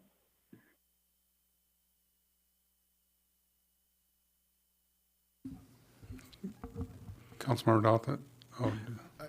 Just for clarification, possibly for where Ms. Sonart was going with that, Councilmember Sonart, the 17%, I believe, was the lots that would not be affected. So if we eliminated for the, under, that's the 17% of the lots under 40,000 square feet would be not in the RR zone. So 83% of the lots under 40,000 square feet are in RS zones. So by eliminating the RS zones, that's 83% of the possibility of lots would not be allowed to have chickens, and we'd only be allowing 17% of the possible lots with this 40,000 square foot rule. Is that what I was asking for clarification, correct? Councilmember Sonart. That's not what I was asking, but I just think there's some I have confusion on the discussion on the question. But this gets into my discussion on recommendation 5 that I want to do later, so it could actually wait. Okay. Very good. Any further discussion on the general ordinance as it was amended through our first two amendments? So I think we're probably to that point where we could start considering amendments at this time. If anybody would care to. Councilmember Naxton. Thank you, Mayor. I have a couple are on page 49 of the packet. If it's all printed out correctly, it's in our way down here. It was published before, and I'd like to just move two of them. The first one has to do with the airport. The second one has to do with the rear. Putting the chickens in the rear, which also is consistent, I think, with what planning and zoning had. And if not, we can certainly debate that or correct it. I move to amend section 1, paragraph H as follows. I'm going just to read the paragraph. It's going to add the alley, the airport light industrial zone. So it will. Paragraph H will read, the keeping of chicken hens on lots less than 40,000 square feet, 40,000 in number, is allowed except for in the alley, RU, RS1, RS2, and the TSH zoning district subject to the following standards. And amend section 1, paragraph H1 that reads, oh, nope, I'm sorry. It'll stop there with following standards. I was reading the next one. Is there a second? I'll second. Councilmember Naxton. So what this does is it just includes the alley zone, the airport light industrial, which is primarily within the fenced area. It's all airport property. It's industrial. We have aircraft movement areas, taxiways like that, runway and all that. And I'm just including this so unlikely event somebody might want to raise chickens on the airport. Vice Mayor Bazin. I'd ask for unanimous. Unanimous consent was requested on the proposed amendment. Is there any objection? Seeing none, the motion carries. Councilmember Naxton. The second motion I'd like to make, it's on the same page. It's actually item 3 and 4. It has to do with moving the chickens to the rear. Amend section 1, paragraph H3 and H4 that reads, paragraph 3, chicken coops, hutches, or other fully enclosed shelters must be located in the rear yard and must have a minimum setback of 15 feet from the side yards, 10 feet from the rear yard, 25 feet from residential dwellings on neighboring lots. And number 4, fences, corral pen, or other similar containment structures must be located in the rear yard and have a minimum setback of 15 feet from the side yards, 10 feet from the rear yard, and 25 feet from residential dwellings on neighboring lots. Is there a second? A second. Councilmember Naxton. Thank you, Mayor. This just primarily places all the chickens in the backyard, the fences and all that. The way the ordinance was written before, I believe it it required maybe the coop to be in the back, but the fence could be all the way up front and all the way around the house. So it just, I think that just the visual, it just takes care of that, and it's consistent with planning and zoning. And I do request unanimous consent. Further discussion? Unanimous consent was requested. Is there any objection? Seeing none, the motion carries. Further discussion or proposed amendments to Councilmember Nexton? Thank you, Mayor. If it's okay with Councilmember Askin, I'd like to move your motion, which may not be your current one, but I like it. It's similar. It's on the second page, third page, and it was published on January 26th. This has to do with the number of chickens and where. The motion is, I amend Section 1, Paragraph H1 that reads, a maximum of 12 chicken hens may be kept on lots in the rural residential zone, and a maximum of 6 chicken hens on lots in other allowed zones with permitted principal structure. Is there a second? I'll second. Discussion? Remembering that what we're talking about are lots that are less than 40,000 square feet here. So when we refer to 12 chickens in rural residential, we're not talking about all rural residential. Those are those lots that are less than 40,000 square feet, like we heard this evening. And what it does allow then is 6 chickens in all the other zones, such as the RS and whatever, all those lots that are smaller than 40,000 square feet in the other zones. Councilmember Sonard? Thank you, Mayor Gabriel.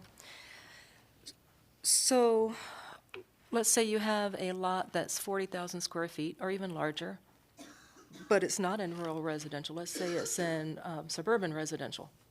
Are they allowed to have the 12 chickens, or are they limited to the 6? It would be limited to 6. Even though they have 40,000 square feet? No. Or 2.5 acres? I can answer that for you. Sorry. Mr. Bloom? So they would be allowed, this amendment only applies to lots under 40,000 square feet, 40,000 square feet or less. Thank you. So as a follow-up, that would be considered all other zones aside from what's excluded, Mr. Bloom? I'm sorry, Mayor Gabriel, I'm not sure I understand your question. So on the aside from the rural residential zone, there'd be a maximum of 6 chickens on other zones where they are permitted? Correct. So all other zones other than rural residential on lots less than 40,000 square feet, with the exception of the excluded zones, could only have 6 chickens. Okay, very good. Councilmember Dothett? So if I make a motion to make an amendment to that to go to my motion 3, would that be the proper time? Just trying to figure the system out here. To put that motion, it's similar, but it's more, a little bit different restrictions. And Mayor? Yes, Vice Mayor. I guess my question is we have a motion on the floor. Do we need to vote this one up or down before we make any changes to it and come back to it? No, there could be amendment to the amendment. But before we get to that point, I guess, from my way of thinking, if there's a intention to eliminate other zones, as was requested, that we address that. It might be cleaner to address that of excluding zones or including zones before we add the number of chickens. That's what's going through my mind. Does that make sense? But I guess to the mayor, with this, these are adding restrictions that would possibly allow it in some zones without restricting. If we take these and pass it to where it's going to eliminate one whole zone, then it eliminates most of these motions, correct? Mr. Bloom? So, Mayor Gabriel, I think, and I don't mean to speak for Councilmember Dothett, but I think what could be germane is like a vote to eliminate the RS zone. Maybe some people would vote to eliminate it if they could have 12 chickens in it, but they might not vote to eliminate it if they could only have 6 chickens in it. That's what I'm talking, yeah, we could have an RS zone with restricted numbers in it, and that might be acceptable, but an RS zone completely wiping off the board might not be in consideration. If we want to talk about the RS zone, I could withdraw with the, my motion for now, with the, We can table this motion. Well, it'd be and just a then go withdrawal to- for right now, and just with is if Mr. Naxted, Councilmember Naxted withdraws, and we have concurrence of the second, will be where we started before that. So is your intention to withdraw your motion, Mr. Naxted? if we're going to move into talking about the RS zone, then I would move to withdraw for now. I concur. Okay, very good.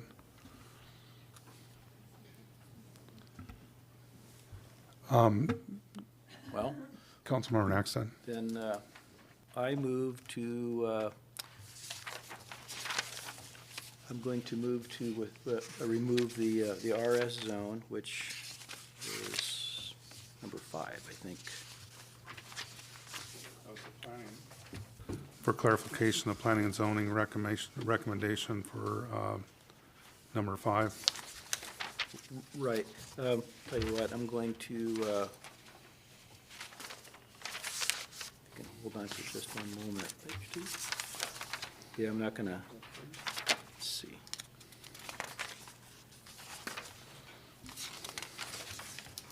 I was trying to find my, my amendment to the, here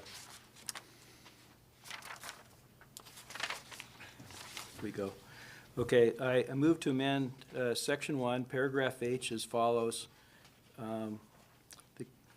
H, the keeping of chicken hens on lots less than 40,000 square feet is allowed except for in the RS, alley, RU, RS1, RS2, and TSH zoning districts subject to the following standards. That amendment is the same amendment that I made for the alley, so it's exactly the same, so it covers all of that. It just includes the RS zone. Is there a second to the motion? I'll second. Okay, discussion. Councilmember Sonert. Thank you, Mayor Gabriel. Okay, here goes. RS, and we call it suburban residential, which kind of twists my brain because I don't know why it's called SR. Yeah, okay, but, okay, nonetheless, it's still, yes, it's suburban, but it's described as rural. It's rural suburban, right? Residential suburban, okay. So there's an assumption that all of the lots in RS are small. That's not accurate. So I understand the testimony from the Woodland residents. I do. Because I don't think small lots should be raising chickens. It's too densely populated in a neighborhood like Woodland. But it's their responsibility to enforce their covenants. It's not the city's responsibility or the council's responsibility to enforce their covenants. And to use recommendation 5 as a paintbrush to cover over the fact that their covenants are not being enforced by the residents, it negates the people who live in RS zones, who live on large lot sizes, without throwing, gosh, how can I do this without throwing neighbors under the bus? I'm in RS. I have 41,650 square feet. My neighbor behind me has 2.5 acres, and she does 3 chickens beautifully. Those 3 chickens never even bother me, but she's RS, 2.5 acres. So just by my concern is you take a paintbrush and gloss over RS, you're taking out a lot of large lot sizes that could be raising chickens if they wanted to, whereas the issue is not necessarily RS. The issue is the small lot sizes. So just food for thought. So maybe we need a minimum lot size, I'm saying, instead of taking out a whole zoning. Mayor. Councilmember Naxton. To clarify, the whole ordinance has to do with lots under 40,000 square feet. And those lots, if they're an RS, currently cannot have chickens. If they're under 40,000 square feet. This has to do with small lots under 40,000 square feet only. So if somebody has 1 acre, which is 43,560 or something, it's larger, 40,000 square feet or larger, it doesn't apply. It doesn't apply to your property from what you just told us as far as your size. So what's a little confusing about reading through all this legalese is when it says the keeping, okay, I'm reading directly from recommendation 5. The keeping of chicken hens on lots less than 40,000 square feet is allowed, except in these areas that are listed. Right, correct. So what I'm hearing you saying is that doesn't then take away the lots that are over 40,000, even if they are in an RS zone? Yeah, I will concede that is confusing language. Mr. Bloom, did you? Well, I guess because the way if you read it as it is, the keeping of chickens, hens on lot less than 40,000 square feet is allowed, except in these zones listed, subject to the following standards. Mr. Bloom? So, thank you, Mayor Gabriel. So I think that when you look at that provision alone, I can see how it's confusing, but if you look at the entire section of the ordinance, so, I'm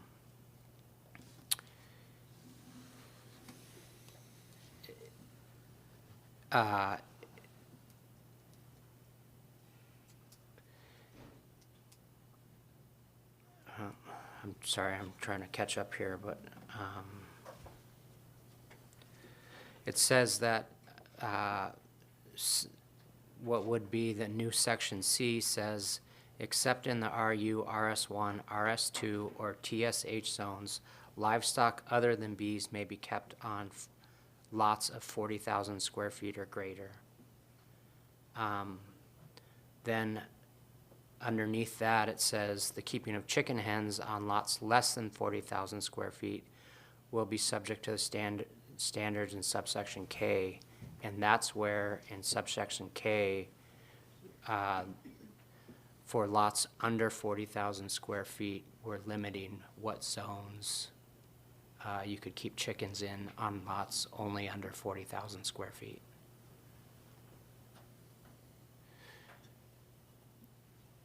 So just for clarification, if the amendment brought forward by Councilmember Nackstead to include the RS zone as one of the lots that's not allowed to have chickens on lots less than 40,000 square feet, they would still be allowed on lots greater than 40,000 square feet. So just for clarification, would that stand true for the ALI zone too? Yes, it would. Councilmember Nackstead and I discussed that, but because the title of the ordinance only applies to lots under 40,000 square feet, I cautioned him that broadening the ordinance to lots over 40,000 square feet would require a different title as well as new public notice. So he took a small bite at the apple instead of a big bite at the apple. Okay, very good. I just so I get this straight in my mind, because I'm getting a little bit confused as well. Councilman Raskin. So if we were to pass resolution number 5, that means that that's where the 83% of the smaller lots come into effect then. That's where we would affect the 83%. So would now be the appropriate time to amend that 40,000 down to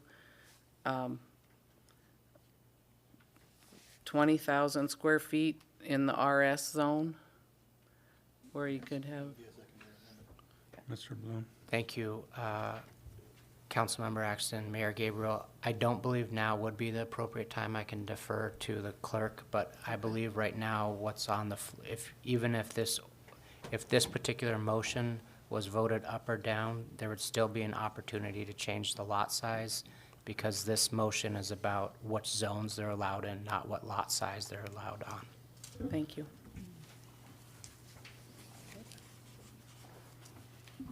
So I guess for clarification, if we were to vote in this and we say, okay, we're not going to allow it in RS, but then later we can make an amendment to it to say we're going to allow it in RS, but in lots under 20,000 or 20,000, is that what we're saying? Mayor Gabriel. Mr. Bloom. Thank you. Councilmember Dothit, no. If this resolution passed that said there's no chickens allowed in the RS zone on lots under 40,000 square feet, you couldn't bring back a similar motion that said, well, now 6 chickens could be allowed. So now would be the appropriate time to amend the motion. It's gonna get confusing. So if there was a desire, let's say, to amend the motion to allow for, let's say, 6 chickens on lot sizes not less than 20,000 square feet in these zones, then that would be appropriate now.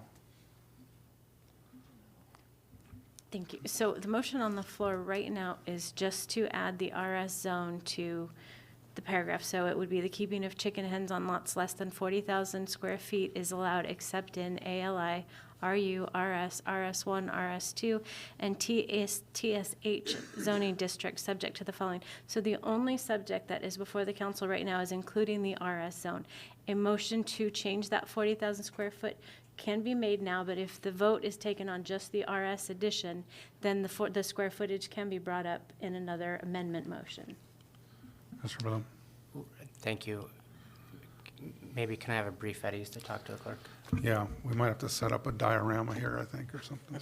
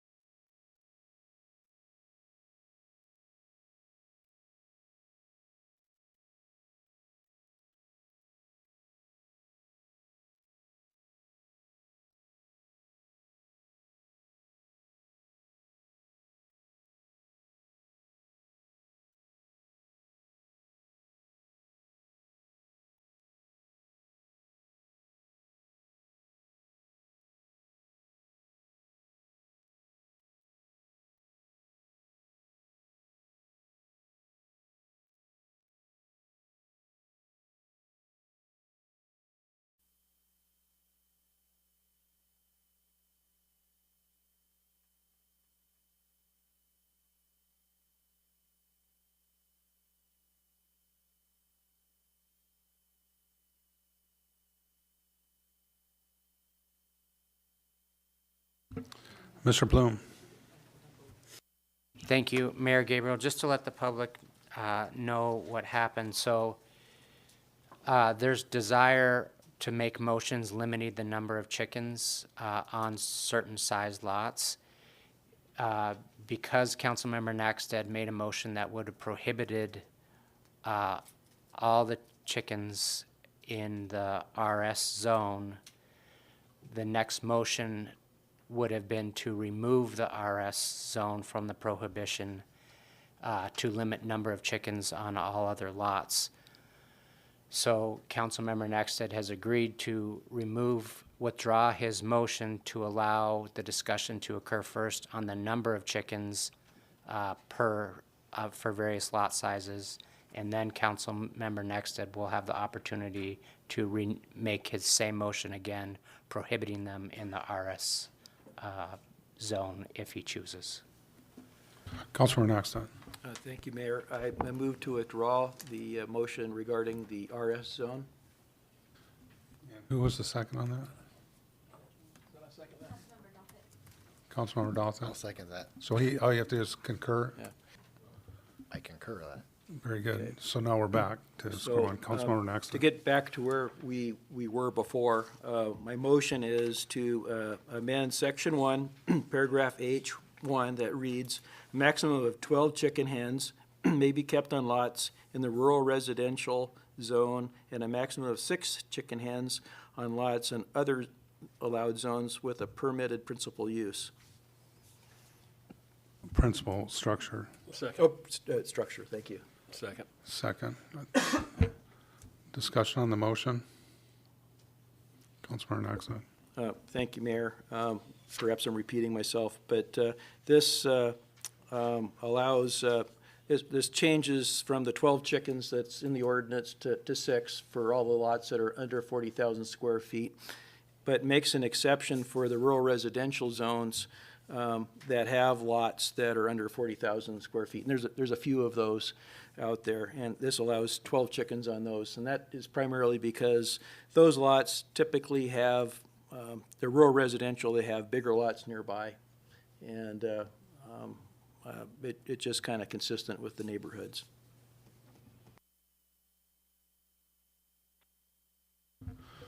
Councilmember Askin.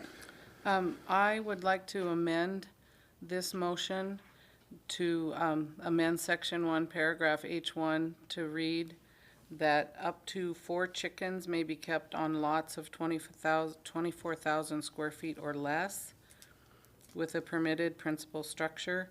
1 additional chicken hen is allowed for each 2,000 square feet of lot area. I'll second. Discussion on the motion. For clarification, we had just talked about on the motion for 12 chicken hens. Would that still allow, are we still talking allowing an RR would still be allowed the 12? And the lot size is going to be for RS? For the where the lot size would come in would be just in the RS? Is that what we're looking Is at? that and sorry, Mayor Gabriel, go ahead. Mr. Bloom. Is that the intent of Ms. Askin's motion to allow 12 chickens in the rural residential, but to limit the number of chickens on smaller lots outside the rural residential, or was yours to cover the rural residential as well? Councilmember Askin. Thank you, Mayor Gabriel. It's intended to include the RR zone and with the limits that I stated in the motion. Correct? I believe that's what I mean, because I don't want to take the RR out. But this leaves it open for Councilmember Naxted to add RS if he so chooses, correct? So, Mayor Gabriel, if I Yes, may. Okay. Mr. Bloom. So, to answer your question, Councilmember Askin, anybody could make a motion to completely prohibit chickens in the RS zone later. I guess what I'm asking is, Councilmember Naxted wanted to allow 12 chickens in the rural residential zone. The motion you made, the way I heard it, would not allow 12 chickens in the RR zone unless it was a 40,000 square foot lot. Correct. This would limit 4 chickens on a 24,000 square feet lot or less, and then for each additional 2,000 square feet, you would get another chicken, which would take it up to the 40,000 square feet, which would allow 12 chickens. And would that include all other zones? Yes, that aren't prohibited. Very good. Councilmember Dothett. Yes, Councilmember Winger, second. Councilmember Dothett. And I think, I'm trying to think of the latter slides that we just had. Is there a way for me to make it, I can't, this is a secondary Yeah, amendment, so I you can can't do amend amendment to the, anything. you can do an amendment to the amendment. Okay. Can I do amendment, so, or this is already the third amendment, though? We've got, oh, that's right, we've got two. I'm So we need to sorry. vote on this, and then when it goes back, then it could go back up with an amendment, correct? Trying to think of the latter slides that we just went over. Well, we have a main motion with Councilmember Dothett, with, Correct, we have the main motion, which is the motion to enact. The primary amendment is the maximum of 12 chicken hens may be kept on lots in rural residential zones and a maximum of six chicken hens on lots in all other allowed zones with permitted principal structures. Then there's a secondary amendment to amend that, which, Ms. Askin, I'm sorry, I need you to restate that because it doesn't quite. Up to 4 chicken hens may be kept on lots of 24,000 square feet or less with a permitted principal structure. 1 additional chicken hen is allowed for each additional 2,000 square feet of area.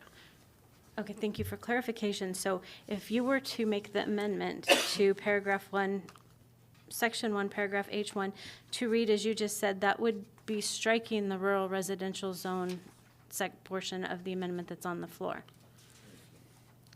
so if I may, I think this is where you're going. If you take the amendment that Mr. Nax did forward, and at the point of, and a maximum of instead of 4 chickens on lots of other allowed zones with an increase of 1 chicken per 2,000 square feet, is that what you're trying to Yes, accomplish? and then because at 40,000 square feet, then you're at 12 chickens again. You're back up to 12 chickens. Does that clarify? Pardon me? Yeah. If you're over 40,000, you don't have any minimal. So the way I, and correct me if I'm wrong, this would be the amendment, so the amendment would read, a maximum of 12 hens may be kept on lots in the rural residential zone. No.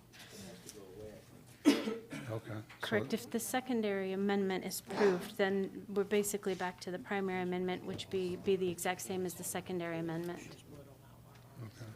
I can hear you, but I can't understand what you're saying. Okay, so. I mean, okay, that sounds like I'm daft.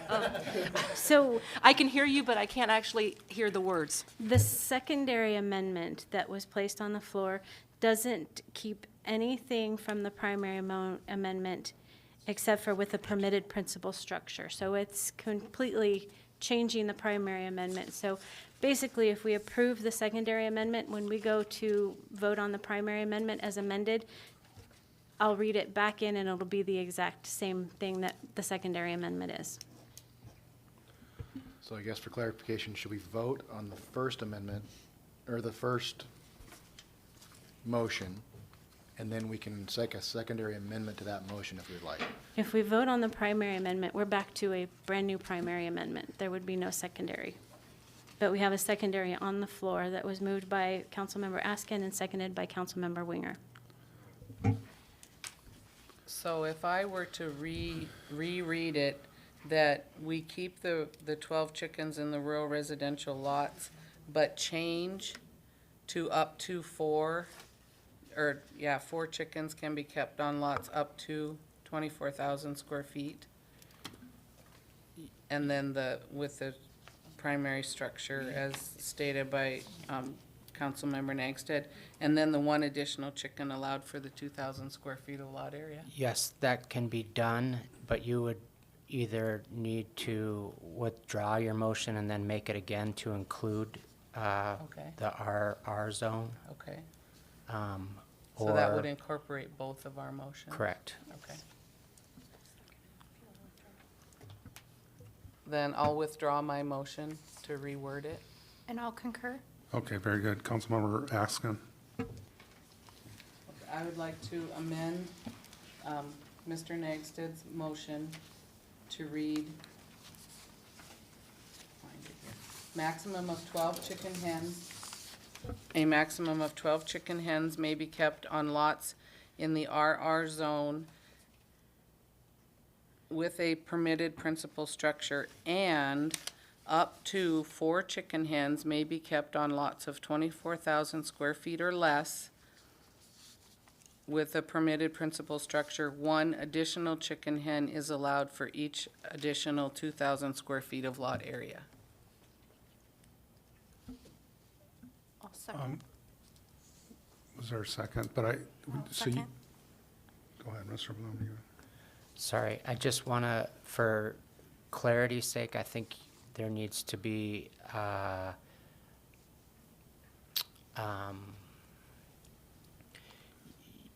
we need, in that motion, and I can make a technical amendment that the scale of chickens applies to all other zoning districts except for the RR zone and those that are prohibited, correct, from having chickens?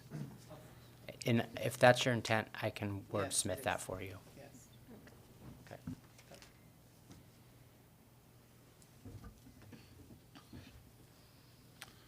Councilmember Ware. Thank you, Mayor Gabriel. Shelley, can you read back to us what the amendment now is on the floor? Yes. So the amendment on the floor right now would be amending the primary motion to amend, and it would read, a maximum of 12 chicken hens may be kept on lots with the permitted principal structure, and up to 4 chicken hens may be kept on lots of 24,000 square feet or less with a permitted principal structure. 1 additional chicken hen is allowed for each additional 2,000 square feet of lot area. Shelley, I don't think that was correct because you didn't include the rural residential.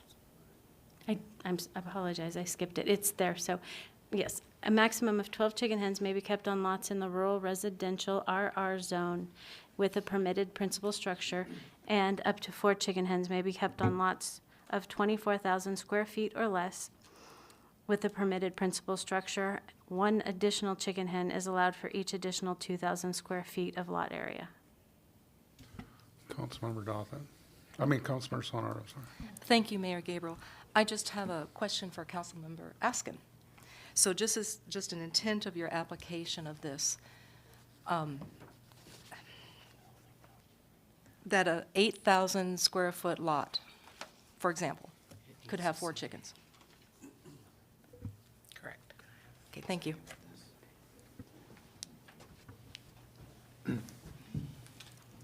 I'm sorry, I was outside.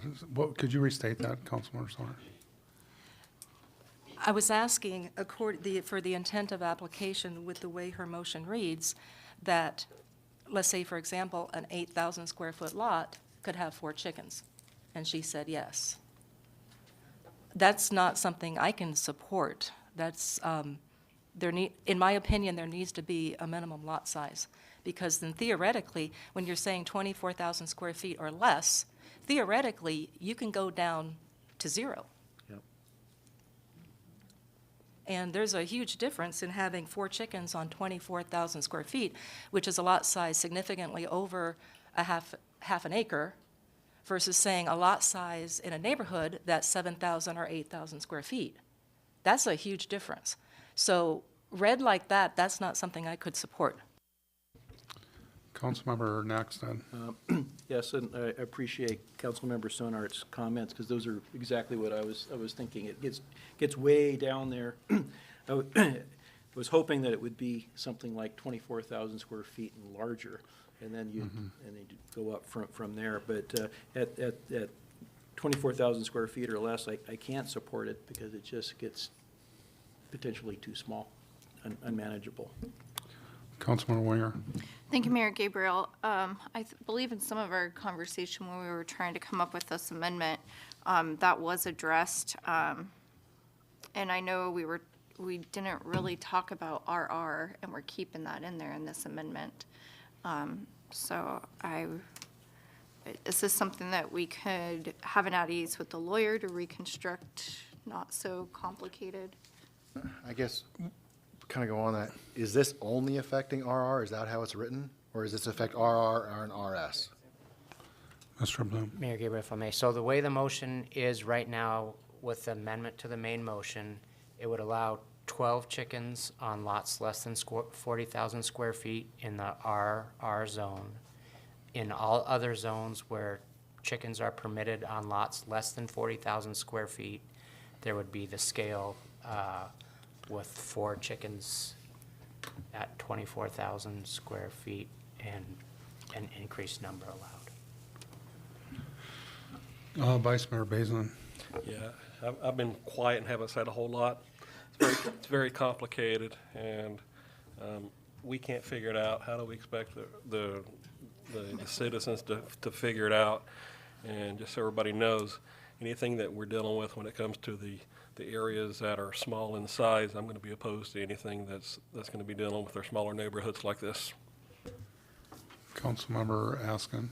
My original preference was that we didn't allow any chickens under 12,000 square feet and then start at the 4,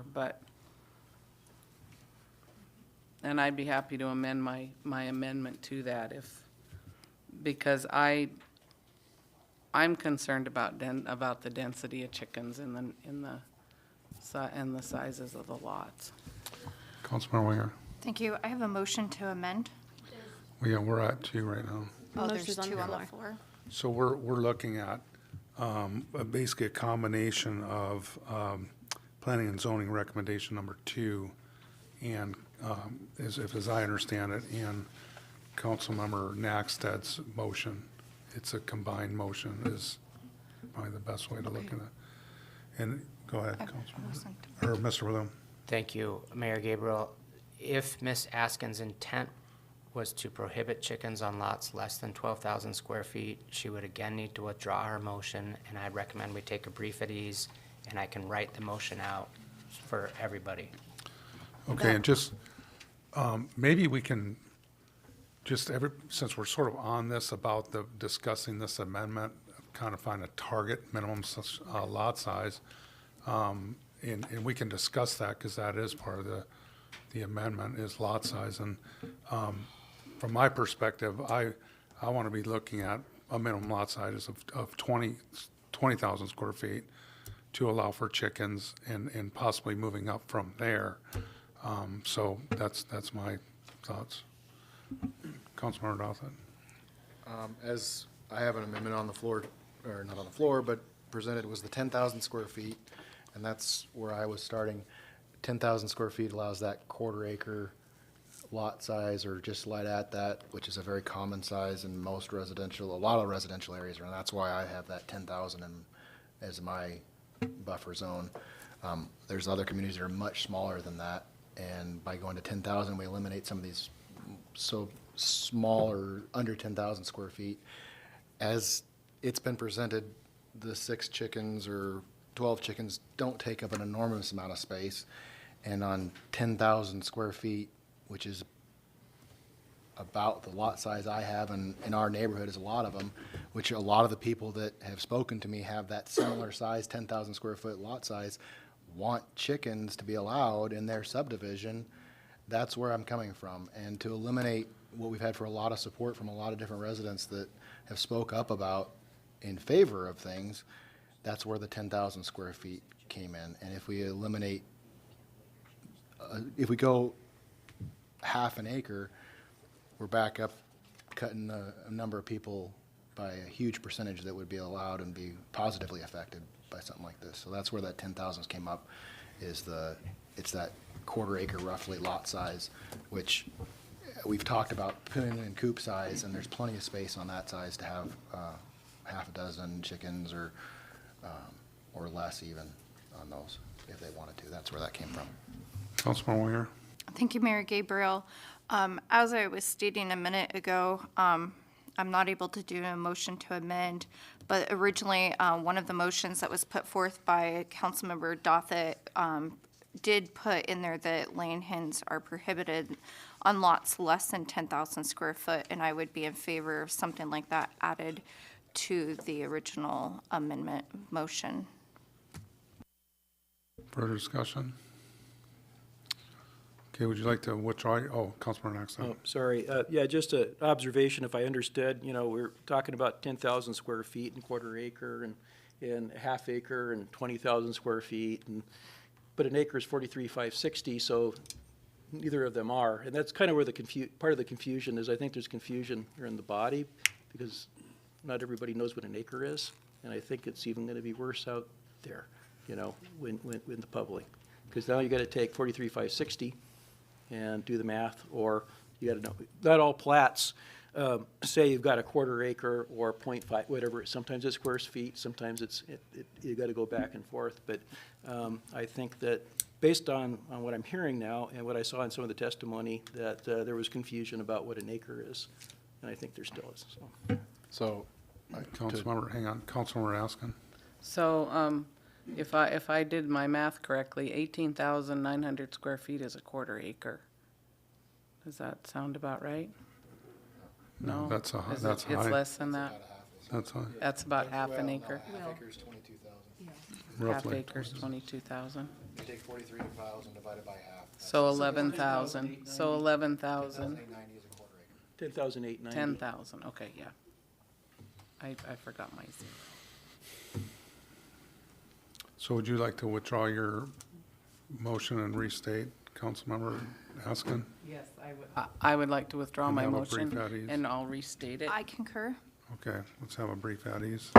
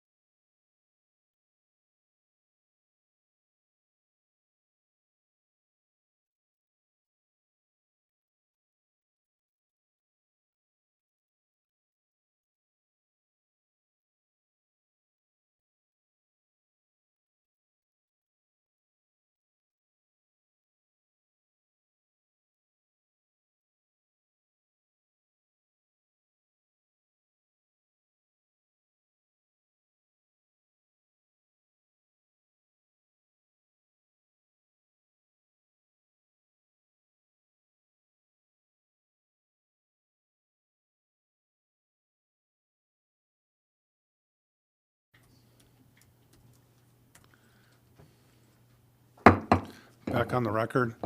So we've got one amendment to the main motion on the floor right now. That's Councilmember Naxted's amendment, his original amendment, which was to amend section 1, paragraph H1, that would read, a maximum of 12 chicken hens may be kept on lots in the rural residential zone and a maximum of 6 chicken hens on lots in other allowed zones with a permitted principal structure. Councilmember Naxted. Thank you, Mayor. In this discussion that we just had, I'm going to amend that motion, and what the amendment, I'm going to amend it because it allows Askin and others to make an amendment on the number of chickens and lot sizes and whatnot, and that's something we can debate, and I think that's fair game, as opposed to me just, I could be difficult and say no, but I'm not going to do that because I think it's just going to get more complicated and maybe not so doable. So with that, I like to amend my main motion that I have to amend section 1, paragraph H1 to read, a maximum of 12 chicken hens may be kept on lots in the rural residential zone with a permitted principal structure, period. Is there a concurrence from the second? Who was the second on that original amendment? Councilmember Dothit. I'll concur. Okay. Request unanimous consent. Okay. Any discussion on the motion? Unanimous consent was requested. Is there any objection? Councilmember Askin. I would like to move that Well, hang on just a second. Let's get through that motion. So there's no objection to unanimous consent? Seeing none, that motion carries, which would allow a maximum of 12 chicken hens may be kept on lots in the rural residential zone with a permitted principal structure. Councilmember Askin. Thank you, Mayor Gabriel. I would like to move to amend section 1, paragraph H1 to read, in addition, to read, in other zones where chicken hens are permitted on lots less than 40,000 square feet, up to 4 chickens may be kept on lots greater than 12,000 square feet and less than 24,000 square feet with a principal permitted structure. 1 additional chicken hen is allowed for each additional 2,000 square feet of lot size in these zones. Except in the RR zone, no chicken hen may be kept on lots less than 12,000 square feet. I'll second. Would you like to speak to the motion, Councilmember Askin? Yes, Mayor Gabriel, thank you. I feel real strongly that if we were to allow chickens on smaller than 12,000 square feet, that's a little more than a quarter of an acre. If we were to allow chickens on smaller lots than that, I think the density, and I just think it's too much. I don't think it would be feasible to do in a subdivision with smaller lots. And just for clarity, can you restate the motion again, just so I get that we're all on the same page?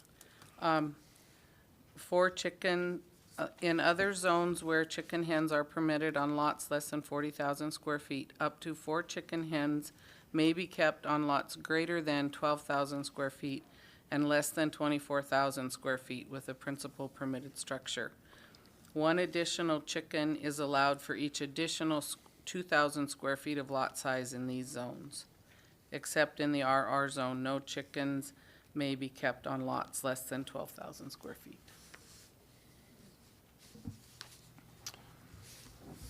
Councilmember Winger. Thank you, Mayor Gabriel. Did we second that? I'd like to. Yeah, Vice Mayor Basin Oh, said. okay, thank you. I'll be supporting this amendment. I think this addresses some of the smaller properties.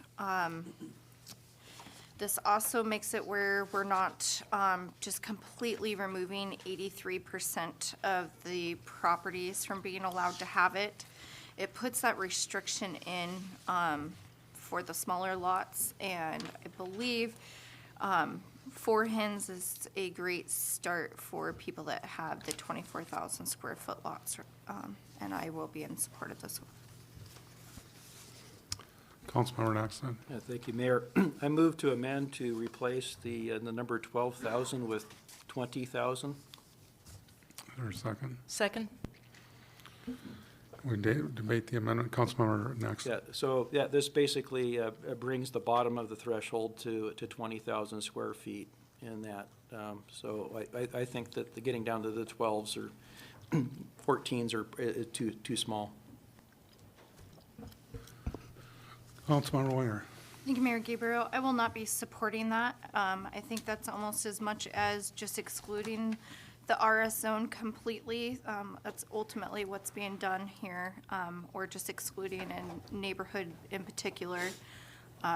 They originally, one of the original amendments was going to be for 10,000 square foot. We thought that wasn't an adequate number and felt 12,000 square foot was a good minimal threshold size.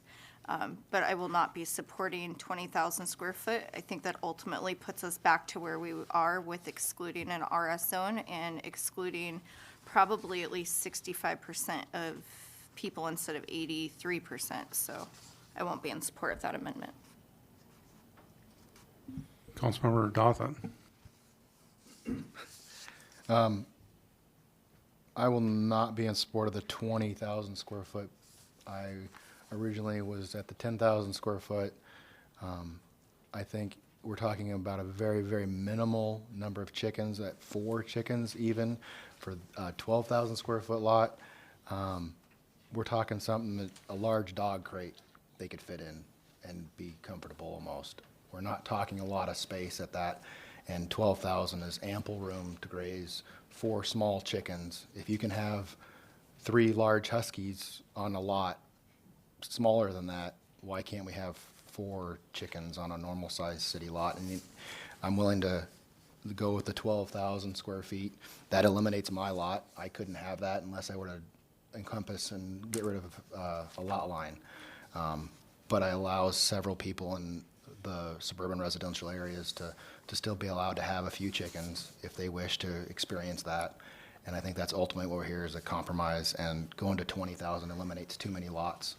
There are a lot of people that have showed interest in this, that in other subdivisions that would be able to benefit from this at the 12,000, and at 20 that would eliminate them.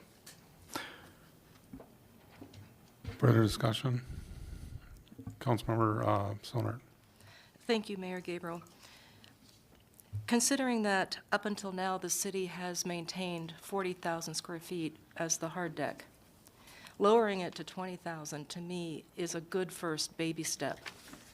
I would be willing to discuss 15,000, but to go from 40,000 down to 12,000 to me is just too big of a move. That's not to say that we couldn't look. For instance, let's just say it passed at 20,000 or even 15,000, and then the city had a year to deal with the impact. If the impact was negligible and we had favorable results from this is not to say we couldn't revisit this. But my concern is that we've had 40,000 for so long, and now we're trying to do a huge decline down to 12,000 without foreseeing, with unforeseen consequences. So I would be in support of 20,000. I would be willing to discuss 15,000. And just a comment, being math-minded, I like the addition of the one hidden per 2,000 square feet. My math mind gets that. I like that. But on the practical side of it, who's going to enforce that? It's unwieldy to look at your neighbor's lot and think, oh, let's see, they have 8 chickens. They're only supposed to have 6. Or they have 6, they're only supposed to have 4. And I think that would be cumbersome for the animal control person. So I'm not, while my mathematical mind gets that, I'm not sure I would be in support of that. And while I would like to open this up to more people, I just think that this is a huge issue. it's not going before the public for a vote. It's up here on our dais for a vote. I just think that maybe we need to take this with baby steps and see where we go by dropping the hard deck from 40,000 down to 20,000. And I'm not, there, I've said my thoughts. Thanks. Further discussion? Councilman Warrior. Thank you, Mayor Gabriel. Can we get a clarification from the clerk on what a yes or no vote is? Ms. Sainer. Thank you. Through the mayor. The secondary amendment, a yes vote would amend the 12,000 square feet to 20,000 square feet. Thank you. Was there a number of chickens included in that? I didn't catch, yeah. Yep, so a yes vote would allow chickens on lots outside the rural residential zone on lots greater than 20,000 square feet. So 4 chickens you could have on lots 20,000 to 24,000 square feet. A no vote would go back to the original main amendment, which would allow up to 4 chickens on lots greater than 10,000 square feet and less, 12,000 square feet and less than 24,000 square feet. For a maximum of 4, starting out at 4 chickens. I understand that Ms. Mitchell wanted to weigh in. Ms. Mitchell, did you want to make a comment?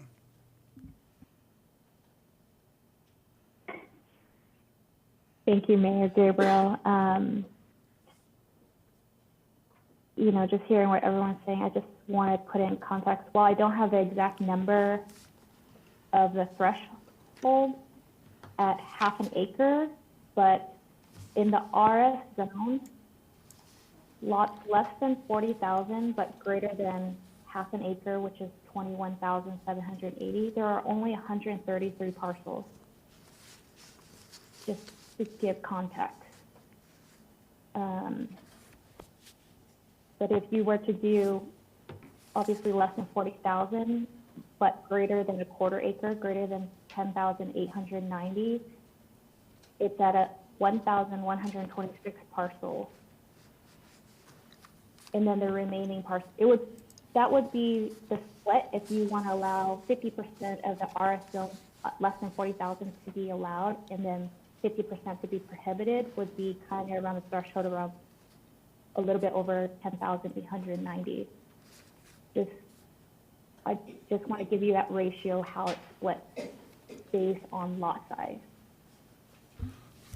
And what was the number that would be, the additional number of lots that would be included between 20,000 and 40,000, did you say, in the RS zone?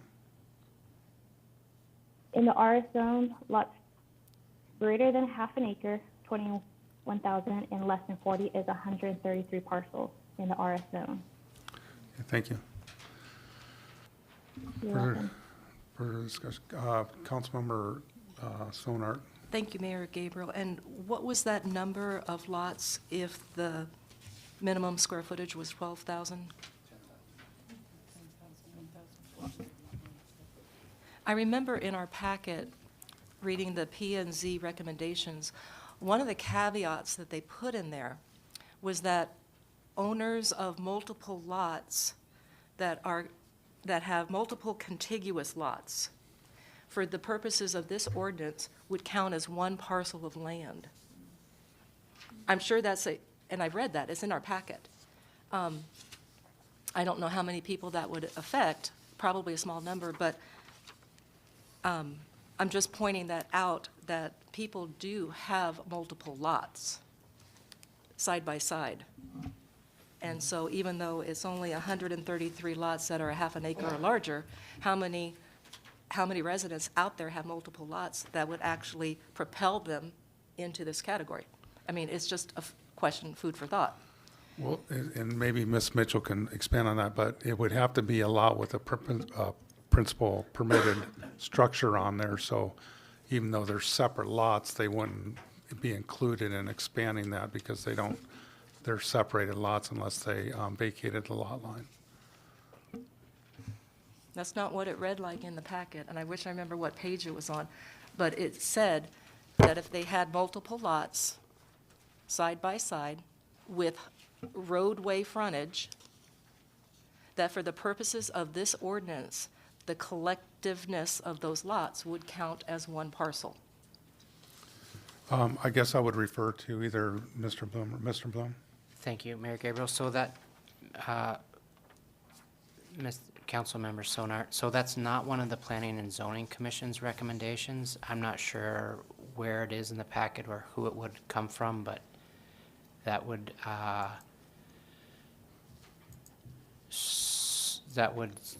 it's another one of those motions that would conflict with, it's another motion that I guess can't be made at this time because we already have a motion that requires lots to have a principally permitted use on them. So it's another, if you were to make that amendment, it would be another one where we would have to unwind and go back to the beginning. I didn't mean for it to be a motion. I was just bringing information forward, but thank you. Councilmember Dothman. So back to the numbers of lot sizes. The 10,000 square foot mark, if you run the numbers, essentially allows about 50% of the lots in the RS zone to be allowed to have chickens. Not 100%, not 90%, but 50%. That's a pretty good median. If we talk about the 20,000 square foot lot that is going to be okay, that allows 133 people in the RS zone to possibly have chickens, which I don't know the exact numbers, but I think, what was it, 26,960, so it's a very, very small percentage. It's not, if that's a baby step, that's a pretty tiny baby step. That's more of a crawl to me. And that's where I'm not in favor of the 20,000. That's where that 10,000, which is the threshold of that roughly a pretty standard sized city lot, which is about 50% people would be allowed to have it. That's not everybody. Even in Woodland Subdivision, there's a lot of smaller lots that are under that 10,000 would eliminate that. And that's where that came in. 50% of the residents would be allowed to possibly have chickens. Councilmember Sonart. Thank you, Mayor Gabriel. So the motion, as I jotted it down, is for 12,000 square feet. Do you have the numbers, the percentage of people it would affect at that point? Well, first of all, we're on the 20,000. If that Okay. makes you, the amendment was to amend that to 20,000 Okay, thank you. square feet. Whether that would influence your decision, we can ask the question of our planning and zoning director. Vice Mayor Bazin. Thank you, Mayor. And I guess getting where Councilmember Sonart was going to, with the planning director, thinking about how many, if it's 50% at 10,000, is it 40% at 12,000? So if that's going to be in our next item to discuss, we need to have that data too, if she has it available. Okay, just a heads up for our planning and zoning director, Councilmember Weyer. Thank you, Mayor Gabriel. Again, as we just heard with the numbers, if we go down to the half acre, it'd be 133 parcels, where when we're talking about excluding the RS zone, we're excluding 87 or 83%. So I don't feel, again, like that's a baby step. We went from the original ordinance that was produced, didn't have, it just said for 12 hens under 40,000 square foot. And that's kind of where we had a starting bar. And I think where our baby steps have came in is we've reduced 12 to 4 with the allowing of the additional 1 for the additional size property. So we went from 12 to 4, and we took out the any land under 40,000 square foot, and now we're saying if you have under 12,000, you're excluded. So I think that is what you would call a baby step. not passing this or excluding a complete zone in 83% of the parcels, I don't feel is a very good baby step. When we had an original ordinance that was brought forth that just straight said under 40,000, 12 chickens. So the baby steps for me is we've came to four chicken hens and a reduced amount to 12,000 square foot, and I think that's a good baby step. I, again, don't support 20,000. Councilmember Askin. And correct me if I'm wrong, Ms. Mitchell, but I believe she stated that parcels larger than a quarter acre was 1,426, which is just a little over half of the 2,248 that were completely excluded earlier.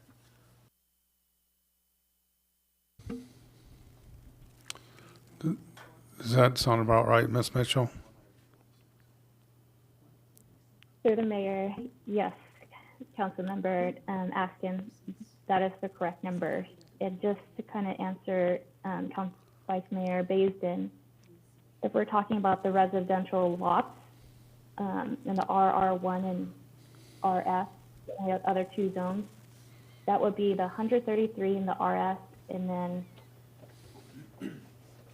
the RR1 is the only other affected RR residential that we didn't talk about, is 17 parcels that is less than 40,000 but greater than half an acre. So at the end, if you move to make the threshold at 20,000, you're only going to be allowing approximately 150 lots to be allowed have chickens in the residential zones, excluding the RR. If you move that threshold to 20,000.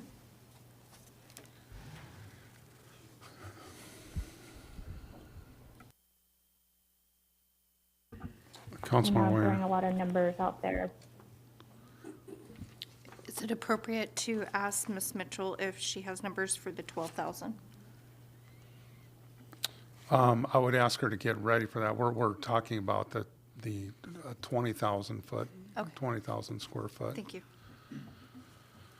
And I guess I'll weigh in here at kind of let everybody say their piece here. But one of the things that I've heard, and it was in our packet, it was information provided, was the number of subdivisions that within the covenants, and I get the covenants versus our zoning law, but I don't think you can discount that completely when folks go into a neighborhood or they're making one of the largest investments that they're going to make in their lifetime in their home, that they look through the covenants and realize that that's not allowed. Raising chickens or turkeys or ducks or whatever it is. So I think you just can't discount that fact that people have bought under that condition and expect that to be changed. So if we do something, I think at the 20, and where I'm kind of, the 20,000 square foot sweet spot for me, I think eliminates a lot of those neighborly conflicts that would happen on those smaller lot sizes in the high density neighborhoods.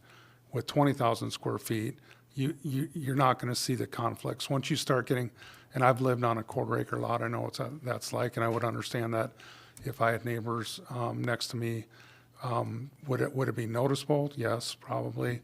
Would it be bothersome? It depends on the person. I can't speak for those people and their personalities, but I will say that when you make a decision to invest in a home, that if that's one of the covenants that is the reason you buy that property, then we should do what we can to eliminate the conflicts within that context. So I think, like I said, I'm not against people having chickens, but I think what we can do is start out at the 20,000, and that would alleviate a lot of those issues that the people down there at a quarter acre or a third of an acre. Some of the folks that testified, and we got information in the packet, they've given our lot size, and that's at a third of an acre or a quarter of an acre. So we already know what those are, and that's some of the people that are conflicted. But at the same time, they're also saying that if it's a larger lot size, then it probably wouldn't be much of a conflict in their eyes. So That's my opinion. I think that the 20,000 is a good compromise, and that's what I'll be supporting.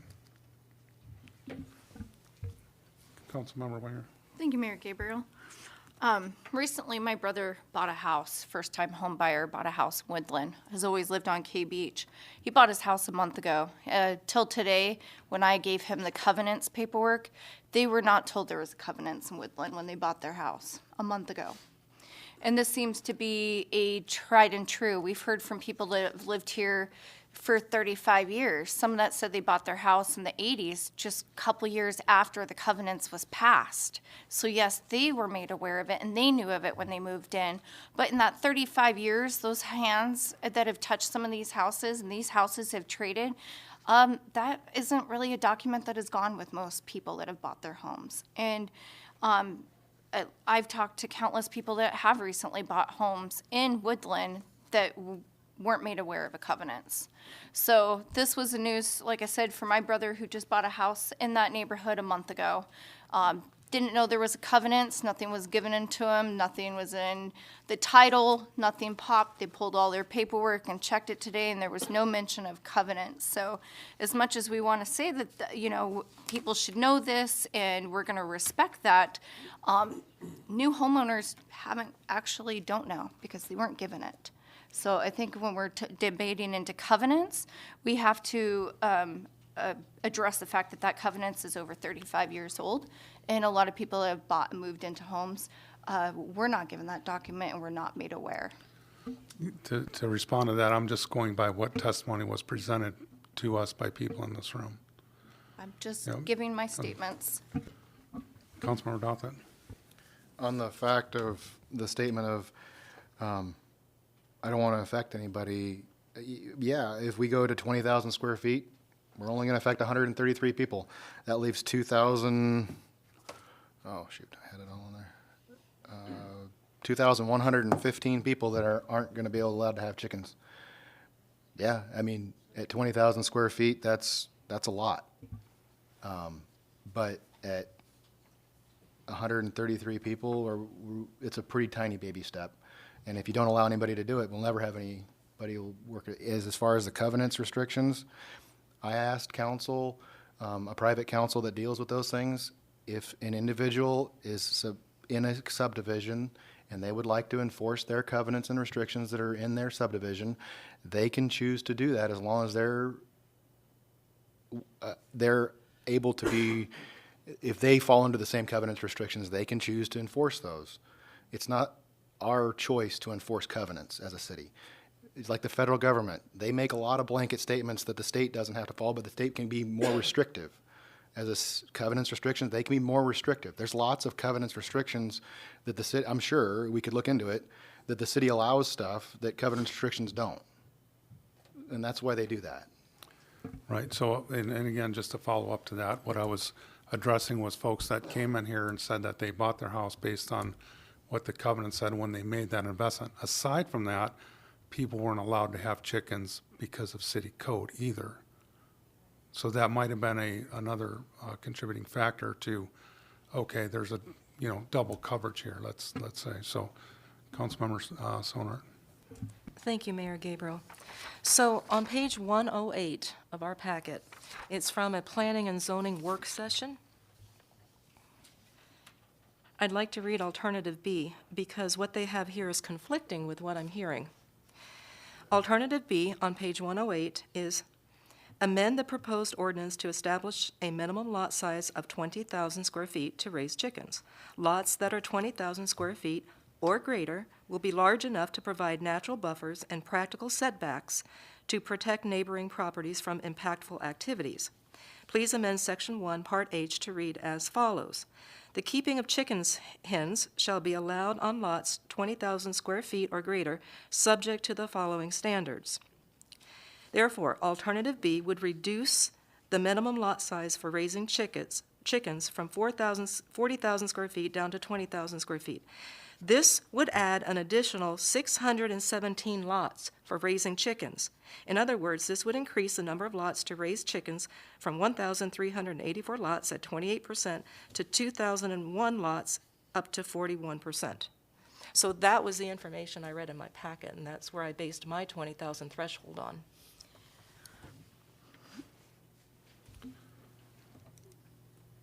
Councilmember Winger. Mayor Gabriel, Ms. Sonar, I'd like to point out that that was a testimony at a work session by somebody in the community that wasn't brought up by planning and zoning. So that is a testimony of a amendment or an alternative that somebody in the community wanted to see put forth. This wasn't anything that was from planning and zoning. Thank you. I stand corrected. Further discussion?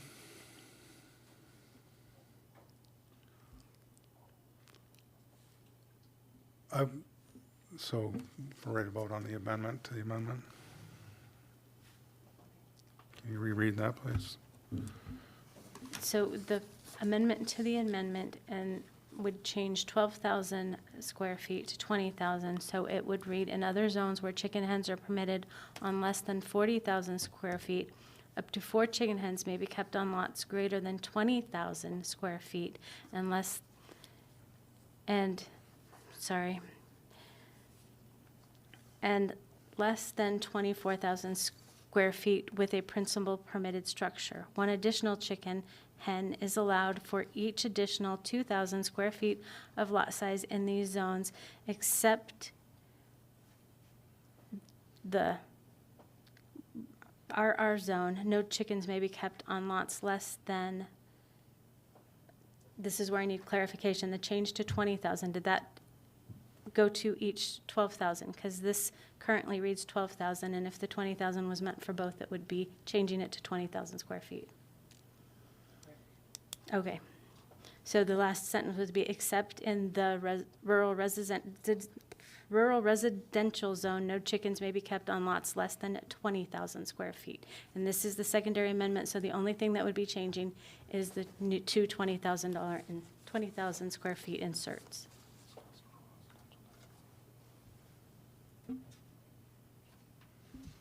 So this would be applied to all other zones except rural residential, is that right? With the prince, yeah, so the first part of, so the amendment that was passed prior to this, paragraph H1 is now reading, a maximum of 12 chicken hens may be kept on lots in the rural residential zone with a permitted principal structure. And then in all other zones is the primary amendment, which we are secondary amending at this point. Very good. So just for my clarification on that, I guess, what we're discussing now is only going to affect the RS zone. We've already passed something that says we're allowing 12 in the RR zone. This doesn't affect the 12 in the RR zone. Mr. Bloom. Correct. It doesn't just affect the 12 in the RR zone, but it affects all other zones, not just the RS zone, where chickens are permitted on lots less than 40,000 square feet. Okay, so RR is still going to be 12 no matter what this happens. Okay. And just, I guess, as a further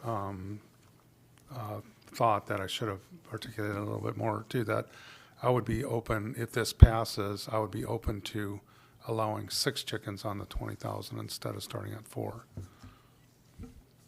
Further discussion on the amendment to the amendment? Seeing none, clerk, please call the roll. Councilmember Naxted. Yes. Councilmember Sonar. Yes. Councilmember Winger. No. Mayor Gabriel. Yes. Vice Mayor Baisden. Yes. Councilmember Askin. No. Councilmember Dothit. Nope. You have 4 yes votes and 3 no votes. Motion is approved. So now we're back to the original motion, Yes. which would,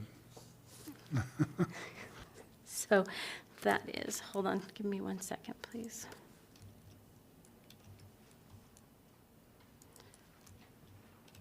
So to read, I'm going to read paragraph H1 in full, and I will clarify what's not being changed was already approved. Paragraph H1, a maximum of 12 chicken hens may be kept on lots in the rural residential zone with a permitted principal structure. That's already there.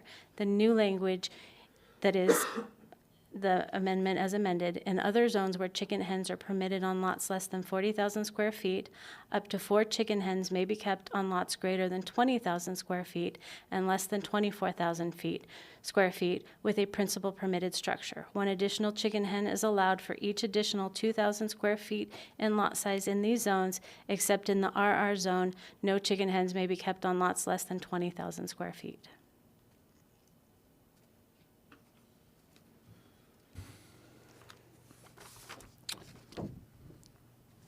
Discussion? I guess I do have a question of the maker of that motion, which would amend Councilmember Askin. Is now in light of the 20,000, is it up to 24,000? Is there a need for the 24,000 square feet? The need for the 24,000 square feet, that's the additional 2,000 square feet. After that, a chicken is added, up to 40. So they could have, no, they can only have the 4. at Okay, so the 20,000. 2,000 square, one chicken per 2,000 square feet starts after 24,000? Correct. Okay, that's what align with the dozen chickens at 40,000? Yes. Okay, thank you. Further discussion? Councilmember Sonart.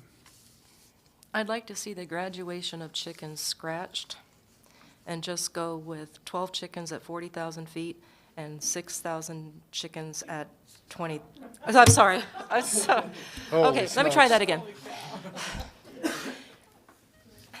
And 6 chickens at 20. 12 chickens at 40,000 feet, 40,000 square feet. And then half of that, just half, 6 chickens at 20,000 square feet. Like I said earlier, the left side of my brain likes the quantifying chicken with the square feet, but our city staff, they don't have the facility to police that. Was that a motion? So I would like to make a motion that we put this at 12 chickens for 40,000 square feet and 6 chickens for 20,000 square feet, thus doing away with the graduation, the gradual ascending scale. That's second. Councilmember Dothett. I guess since we spoke for city staff, I'd like to reach out to enforcement on city staff to see their opinion on that.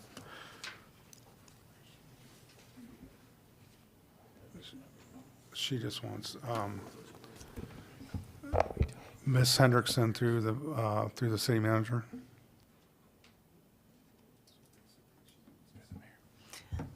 Through the mayor, I think that honestly keeping everything simple is going to be more helpful for us for enforcement. So we're willing to support whatever is said, but if we can simplify, that would be great.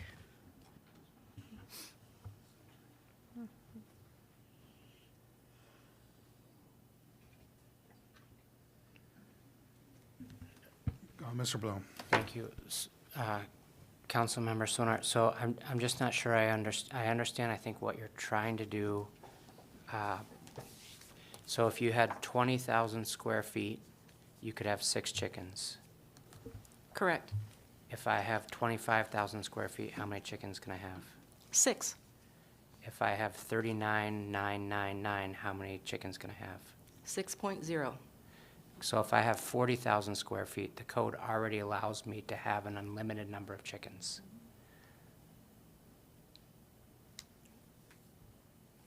Because this code section only addresses lots less than 40,000 square feet. This whole ordinance only addresses lots less than 40,000 square feet. So if what you're trying to say is you can only have 6 chickens on lots less than 40,000 square feet and 0 chickens on lots less than 20,000 square feet, that'll work, but I don't know where the 12 is incorporated in. Councilmember Nixon. I think the confusion might be, is the first part of that section talks about 12 chickens, and that's really the rural residential lots that are under 40,000 square feet. So you want to leave that part, but is that correct? That's correct. If you That don't was mind. my intent, for the smaller lots in the RR zoning.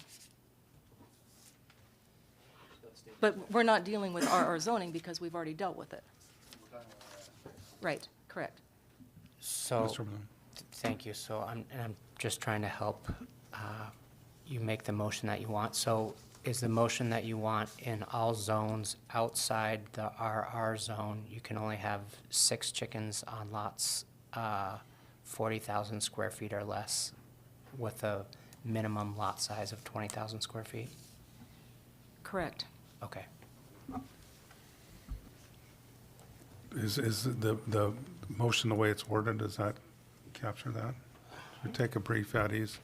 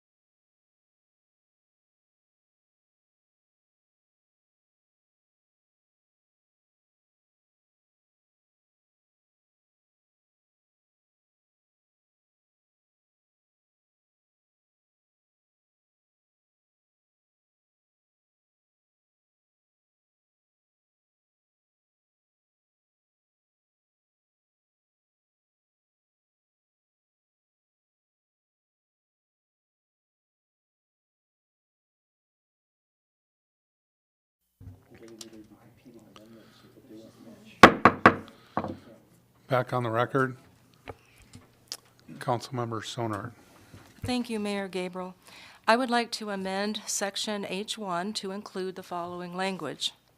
In other zones where chicken hens are permitted on lots less than 40,000 square feet, up to 6 chicken hens may be kept on lots greater than 20,000 square feet. Except in the RR zone, no chicken hens may be kept on lots less than 20,000 square feet. I'll second. Discussion on the motion. Councilmember Dothett. Amendment, sorry, the amendment, yes. Mr. Yeah, so Bloom. just to clarify, this is an amendment to Councilmember Askin's amendment, right? Yes. Okay. So this can't be amended. Correct. Is there a second? Let's get it on the floor first. Is there, oh, you did second, sorry, Councilmember Basin, sorry. Councilmember Dothett. I'm confused. I thought we voted on that. So now we're amending what we already voted on? Well, so Councilmember Askin made a motion for the lot size. We amended that from 12,000 to 20,000 with 4 chickens to 24,000 plus 1 for every 2,000 square foot. So what Councilmember Sonard is addressing is the number of chickens on the lot sizes. Discussion on the motion. Councilmember Dothett. I guess just a discussion on that motion, and as first staff was talking about, to simplify things, if we're talking 20,000 square feet and above, I think we could entertain the 12 chickens just across the board if we want to simplify everything. If you got 20,000 above in an RRS zone, you get 12. And then if you're RR, it doesn't really matter what your lot size is. That would simplify everything, in my mind. Further discussion on the motion to amend. Councilmember Winger. Yes, could Shelley give us an overview on what a yes a vote or a no vote is for? Ms. Sainer. A yes vote would approve the amendment, the secondary amendment to the primary amendment, which would change paragraph H1 to read, and this is existing language already, a maximum of 12 chicken hens may be kept on lots in the rural residential zone with a permitted principal structure.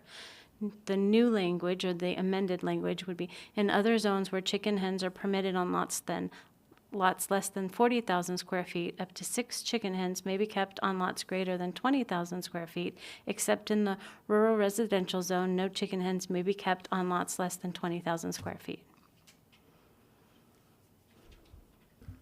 Councilmember Naxton. I have to check with the attorney because I think that's a little redundant because all we're talking about are lots less than 40,000 square feet. The tail end of that, doesn't that contradict with the first part?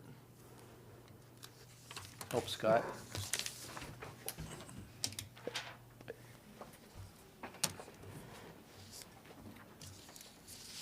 Mr. Bloom. Thank you. Councilmember Naxted, are you saying except in the RR zone, no chicken hens may be kept on lots less than 20,000 square feet? Well,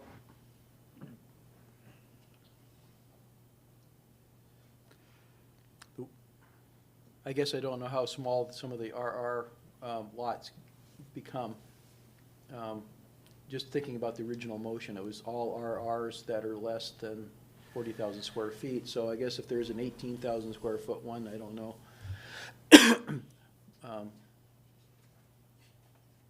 So, Mr. Bloom. do we have? So I guess I'm a little, now I'm getting confused. If you have does this motion say that if you have an RR lot that's less than 40,000 square feet, but greater than 20, you can have 12 chickens? Mr. Bloom. No, this motion, the motion in conjunction with the motion that already passed says that in the RR zone, no matter what the lot size is, even if it's 1 square foot, you can have 12 chickens. Okay. I guess the mention of the RR at the very end of the motion confused me. Well, so it says, except in the RR zone. I just didn't want to have a statement in the same paragraph that says no chickens are allowed on lots less than 20,000 square feet when that's not true in the RR zone. Thank you. Further discussion on the motion to amend?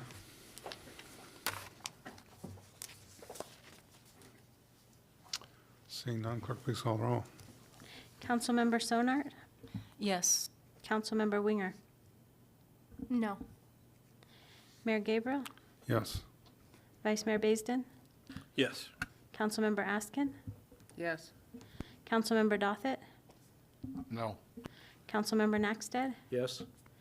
You have 5 yes votes and 2 no votes. The motion passes. So now we're back to Councilmember Askin's motion to allow for, where it's amended at now, would be a minimum lot size of 20,000 square feet with 6 chickens between 20,000, except for RR zones, 6 chickens between 20,000 and 40,000 square feet, and 12 chickens over 40,000 square feet. Discussion on that? Councilmember Sonart. So Mr. Bloom told me that at 40,000 square feet and higher, they're not limited to 12. Is that correct? That's correct. I'm sorry, I misspoke. Councilmember Dothit. To make things complicated, I'd like to propose an amendment to that to raise it from 6 to 12. I'll second. So it would be essentially Councilmember Sonart's amendment in substituting 12 for 6. Yes. Okay. Discussion on the motion? And this is just to simplify it. We talked about simplifying and making it easy. We're talking 20,000 square feet. Those are quite large lots already.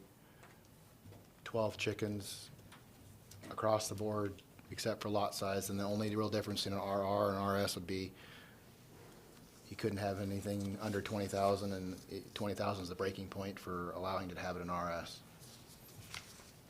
Just simplification. Further discussion? Councilmember Sonart. Thank you, Mayor Gabriel. Could I hear from our person back there with animal control? If we made the number 12 consistent across both the zones, would that be helpful for you?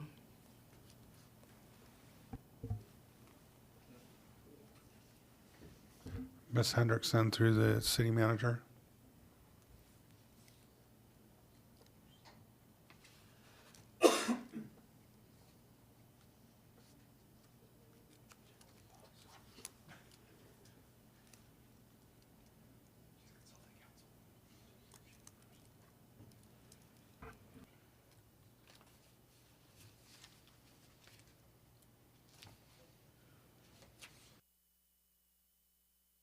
Chief Ross, I guess, the city manager. Through the mayor, yeah, we were just discussing that. You know, one number does make the number simple, whether that's the right number or not, you know, we'll let you guys decide on that, but one number, it does simplify how many that everybody can have. Councilmember Naxted. I guess I wouldn't be supporting it, and, you know, I think the police department can anyway, that's beside the point, that's a joke. But I think that 6 on these smaller lots is a good number. Granted, you know, with the rural residential lots that are smaller, that would be a contradictory, but they're usually within a zone that has much larger lots all around it. So that's why I maintain that the 12 for those very few lots out there that are RR, that are less than 40,000 square feet. So I think that keeping it at 6 is good. We weren't concerned about the tier before. Some weren't, you know, going, you know, adding 2 chickens per 2,000 square feet or whatever it was. So I think I will not support the amendment. Further discussion, Councilmember Donovan. I guess that might be an interesting question. I mean, on the RR area, how many squat lots are that 20 to 40,000 square feet that would be restricted to in versus what is RS? I'd be wondering if that's something we could pull up, but as far as simplistically, we were brought up and told that nobody could do math on lot sizes. It would be very difficult with lot sizes, and so this is just to simplify everything in one number across the board. It cleans it up. There's not ups and downs. It's a very simple. You have 20,000 above, you get 12 chickens in RS. There's no restrictions in an RR, so you can have 12 no matter what your lot size is. That goes directly to the concerns that were brought up in I believe that we're talking 133 lots that could be affected in the RS zone here. So for such a small amount of lots that we're talking being affected, I don't see the difference, that great of a difference in effect on people's livelihoods in a 20,000 square foot lot with 6 or 12.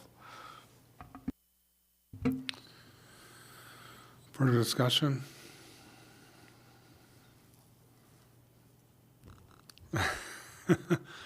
I'm mulling this over a little bit, and I think my hope or my goal was to address folks'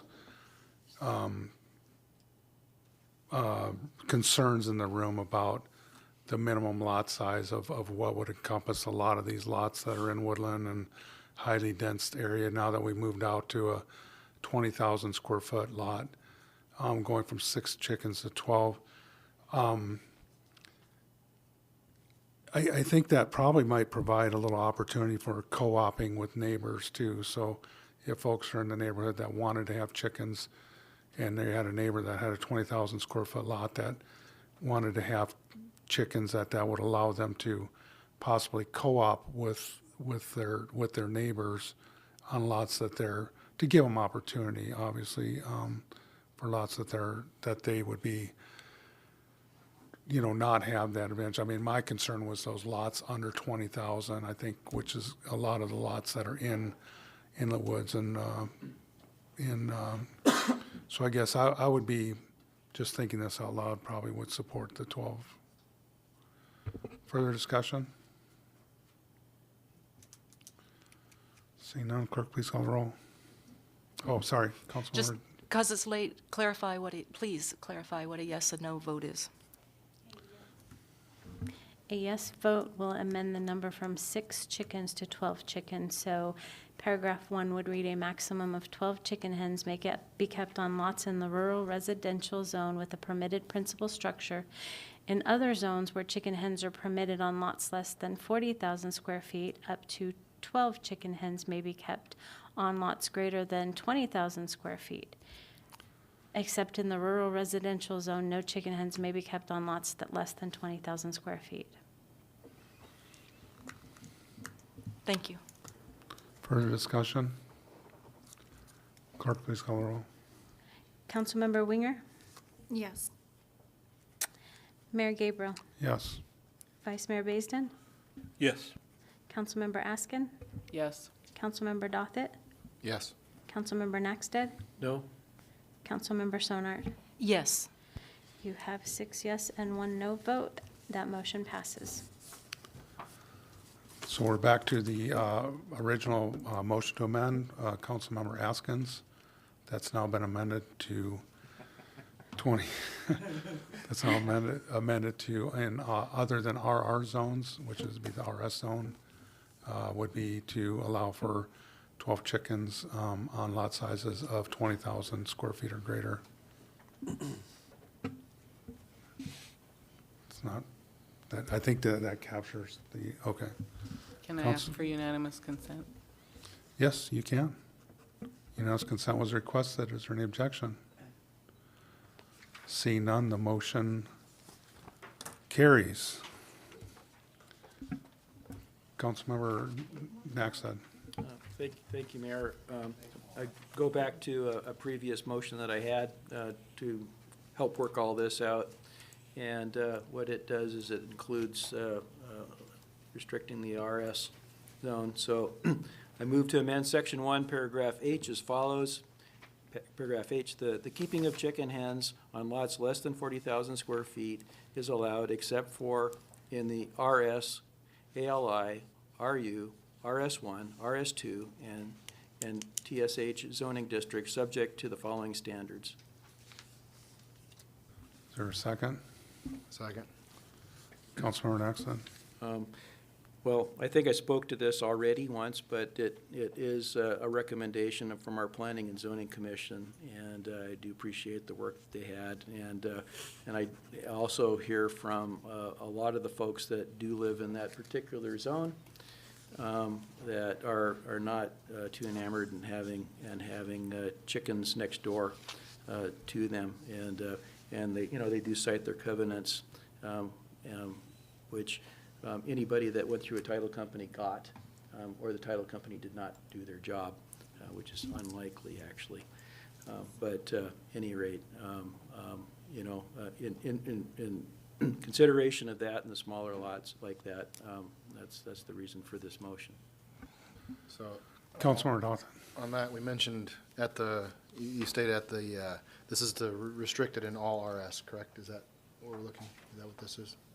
So I would just like to hear from staff of Planning and Zoning at their recommendation for restriction, as was stated previously. Was that true from staff that recommended this? What was that for clarification? He, Councilmember Knackstead had mentioned that staff, Planning and Zoning, had recommended this as being a restriction, and I'd like to hear from staff if that was a recommendation from staff or not. Thank you, Oh. Mayor Gabriel. If I may, I don't think staff has made any recommended amendments or taken any position on this ordinance. That was a recommendation from the Planning and Zoning Commission. Okay, thank you. Further discussion on Councilmember Winger? Thank you, Mayor Gabriel. I had the pleasure of sitting through that planning and zoning meeting. I will not be supporting this. The reason why this came up is we heard personal testimony from commissioners that stated straight out, they don't want this, they don't support it personally, they don't want it in their neighborhood. And this was brought forth through personal dislike for it and wanted to heavily oppose this on record. And so the amendment was put forth by two individuals that personally stated that they personally do not support this. And due to a personal recommendation and not allowing this across the board, I will not be supporting that. First, Councilmember Dawson? I will not be supporting this. We just had a very lengthy conversation and work session, essentially working this out to come to a happy median to allow for 20,000 square feet and above and a limited, very limited, we're talking 133 lots, limited RS zone, and I think we've made a good motion already that's been voted on and passed, and I don't think we need to continue down this road. I'm going to be against this. We've already made a very small adjustment that I think we've all come to a concise agreement, and I don't think we need to restrict it any further. Further discussion?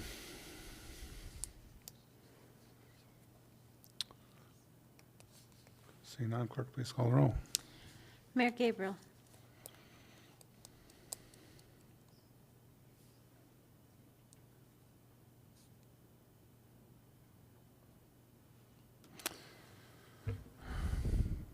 Yes. Vice Mayor Baisden? Yes. Councilmember Askin? No. Councilmember Dothit? No. Councilmember Knoxted? Yes. Councilmember Sonart? No. Councilmember Winger? No. You have 4 no votes and 3 yes votes. Motion fails. Further discussion?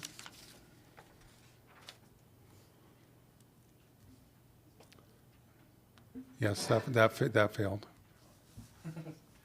Is it okay to move on to something? It is, Okay. absolutely.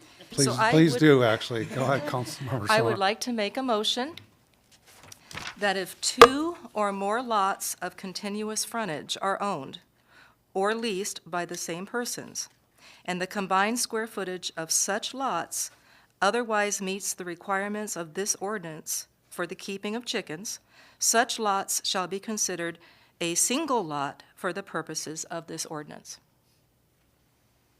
I'll second that. Mr. Bloom? Thank you. Councilmember Gabriel, what we need to figure out is where to put that in the ordinance, so I'm not sure where you want that. If we could just take another brief at ease, I can help you. I'm sorry. And one other, I think, and it might be worth to consider is whether you would allow that just on the lot that had the permitted principal structure. And I think Mr. Bloom. Thank you. If I can get a minute with Councilmember Sonart, I'll help her. Thank you. Take a brief at ease.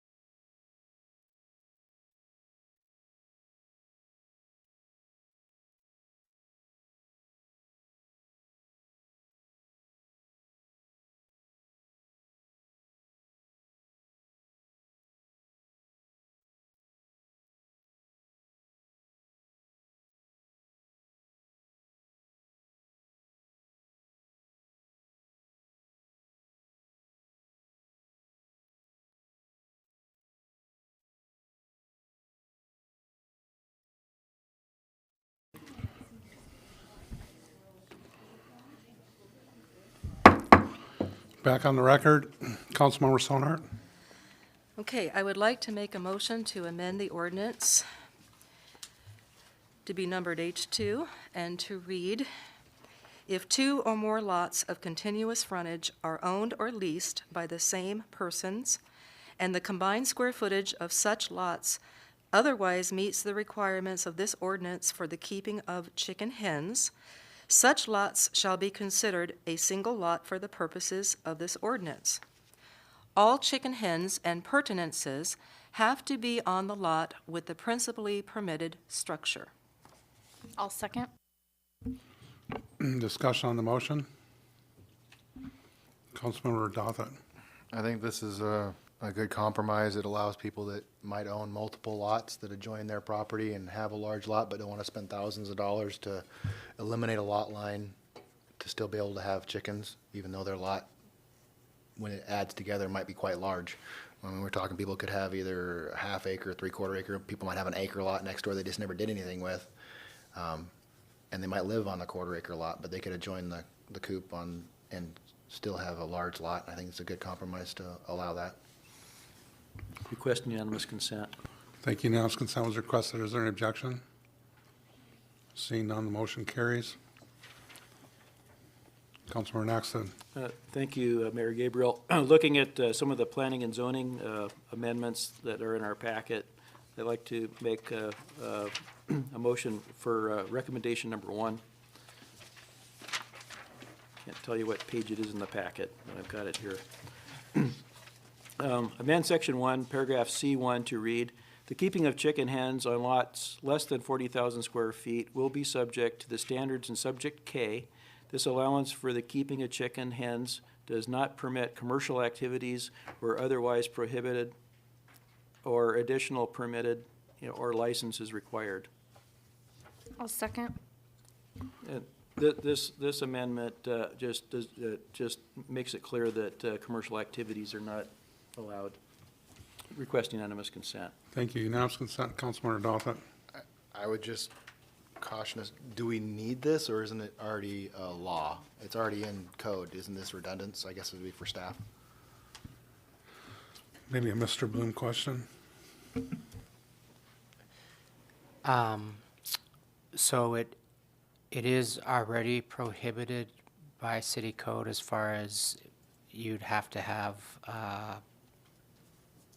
either a home occupation. I don't think it'd be a home. You'd have. It is already prohibited, but it's not in this section. So I think the intent of the Planning and Zoning Commission was to enable people to go to one section and sort of get the whole picture without having to be familiar with the rest of the code. All right, thank you for clarification. Further discussion? Was unanimous consent? Councilmember Dothett. Stoner, I'm sorry. Thank you, Mayor Gabriel. I don't mind having it stated again, even if it is somewhere else, because I want this to be to be understood very clearly that the gains that we have put forward tonight is for personal use only. There should not be any commercialization from this, especially as past history is what was going on in Woodland. Further discussion? Unanimous consent was requested. Is there an objection? Seeing none, the motion carries. Councilman Raskin. The only other recommendation from planning and zoning, we've already addressed the siding and roofing and the structure and the setbacks and the backyard. The last one that I think we need to consider is their recommendation number 7, amending. I move that we amend section 1, paragraph H by adding a new subparagraph to read as follows. All feed for chickens must be stored securely to prevent access from rodents and other non-domestic animals. I'll second. Request unanimous consent. Unanimous consent was requested. Is there an objection? Councilman Dothett. I just have a question. Do we require this for dogs and other animals that are allowed in the city? Or is there an ordinance that might say this essentially in this slightly different manner? Mr. Bloom. Thank you. So current code requires all coops and kennels and to be kept in like neat and orderly and sanitary fashion. Also, the keeping of like nuisance attractants, I think, is prohibited by city code, but I don't think there's anything directly on point with regard to keeping animal food enclosed. Councilmember Raskin. I think this is probably recommended for chickens because you're storing grain that attracts mice and voles and squirrels and ermine and rabbits. I mean, you wind up attracting a whole lot of animals you probably don't want in your feed. Councilmember Weyer. Thank you, Mayor Gabriel. I'll be supporting this. I actually think that we should have this in our overall livestock code for 40,000 square foot and higher. I live in a neighborhood that has multiple farms. We see chickens and horses, and I can tell you there's definitely a mice, a vole, and an ermine issue. And most people's houses in the Birch area have reported mice and rodents. I think if there was something in the code that stated that there had to be a secure keeping of all animal feed, I feel this is a great start. Put some sideboards, but on the overall livestock, I think it should be for all animal feed, and this is just a start, so I will be supporting it. Further discussion? Unanimous consent was requested. Oh, Councilmember Just real Dolphin. quick, I'd just like to reach out to staff and see if this is something, how they would be able to enforce something like this. If they think it would be enforceable, or how they would possibly be able to do it. Chief Ross or Ms. Henderson through the city manager.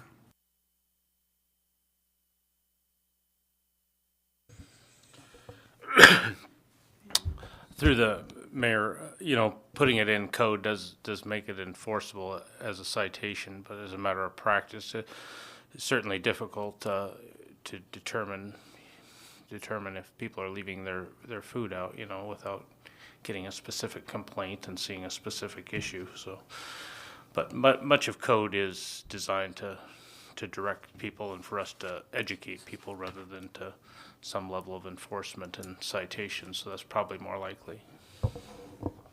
Thank you. Unanimous consent was requested. Is there any objection? Seeing none, the motion carries. Councilmember Knoxon. Thank you. Don't have a motion, but well, maybe I do. I have a question of the liaison that was with Planning and Zoning, and it has to do with recommendation 6. And you said we kind of already handled citing and all that, but it looks like the that part of code is already kind of handles it with. I'm not sure what Planning and Zoning was thinking, because it does say durable weather-resistant materials already, and then they added siding and roofing must be constructed and durable. So maybe you can't be in their head, but perhaps part of their discussion, if you could elaborate. Based on their discussion, they were interested in seeing buildings in good repair and, durable, solid. They were wanting to get away from the pallets and the tarp, and they were wanting to see a solid permanent structure that was going to provide housing for their chickens. Like what you stated in the first motion you made on your amendment, that's what they were looking for. Councilmember.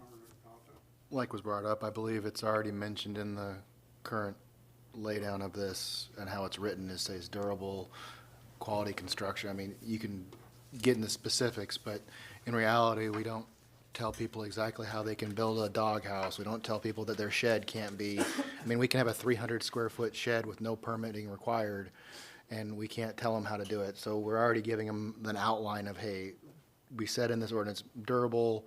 If we show up and it's made with toothpicks and tarps, then we might be able to say, hey, look, in the ordinance says it's got to become somewhat weather resistant. I don't think going into this crazy specifics on a chicken coop when we don't have anything, we don't tell people what they have to have on their house. So getting into too specific of items of what we require of a chicken coop seems a bit excessive. I don't have a particular siding on my house. I don't have to have a shed. My greenhouse doesn't have to be made with specific items. So to go into the chicken coop, I think we're just going down a rabbit hole a little bit. Yeah, and when we discuss this, let's either make a motion or to put it on the floor if we need to, but any further discussion on, I know there was one projected or proposed amendment recommendation number 9 for 8 foot in height. If there's anybody that's willing to move that or sees the needs to. Very good. Further discussion, Councilmember Dotha. I would just like to make my motion number 2 under mine. It's in the laydown packet 52. I amend the following paragraphs in the section 1 where references of chicken hens are replaced with the laying hens. The keeping of chicken hens would be replaced with laying hens on lot sizes. This is in section C or 1. On lot sizes less than 40,000 square feet, required feet will be subject to the standards in section K. Do I need to go through the whole thing and read it all out? I guess I did.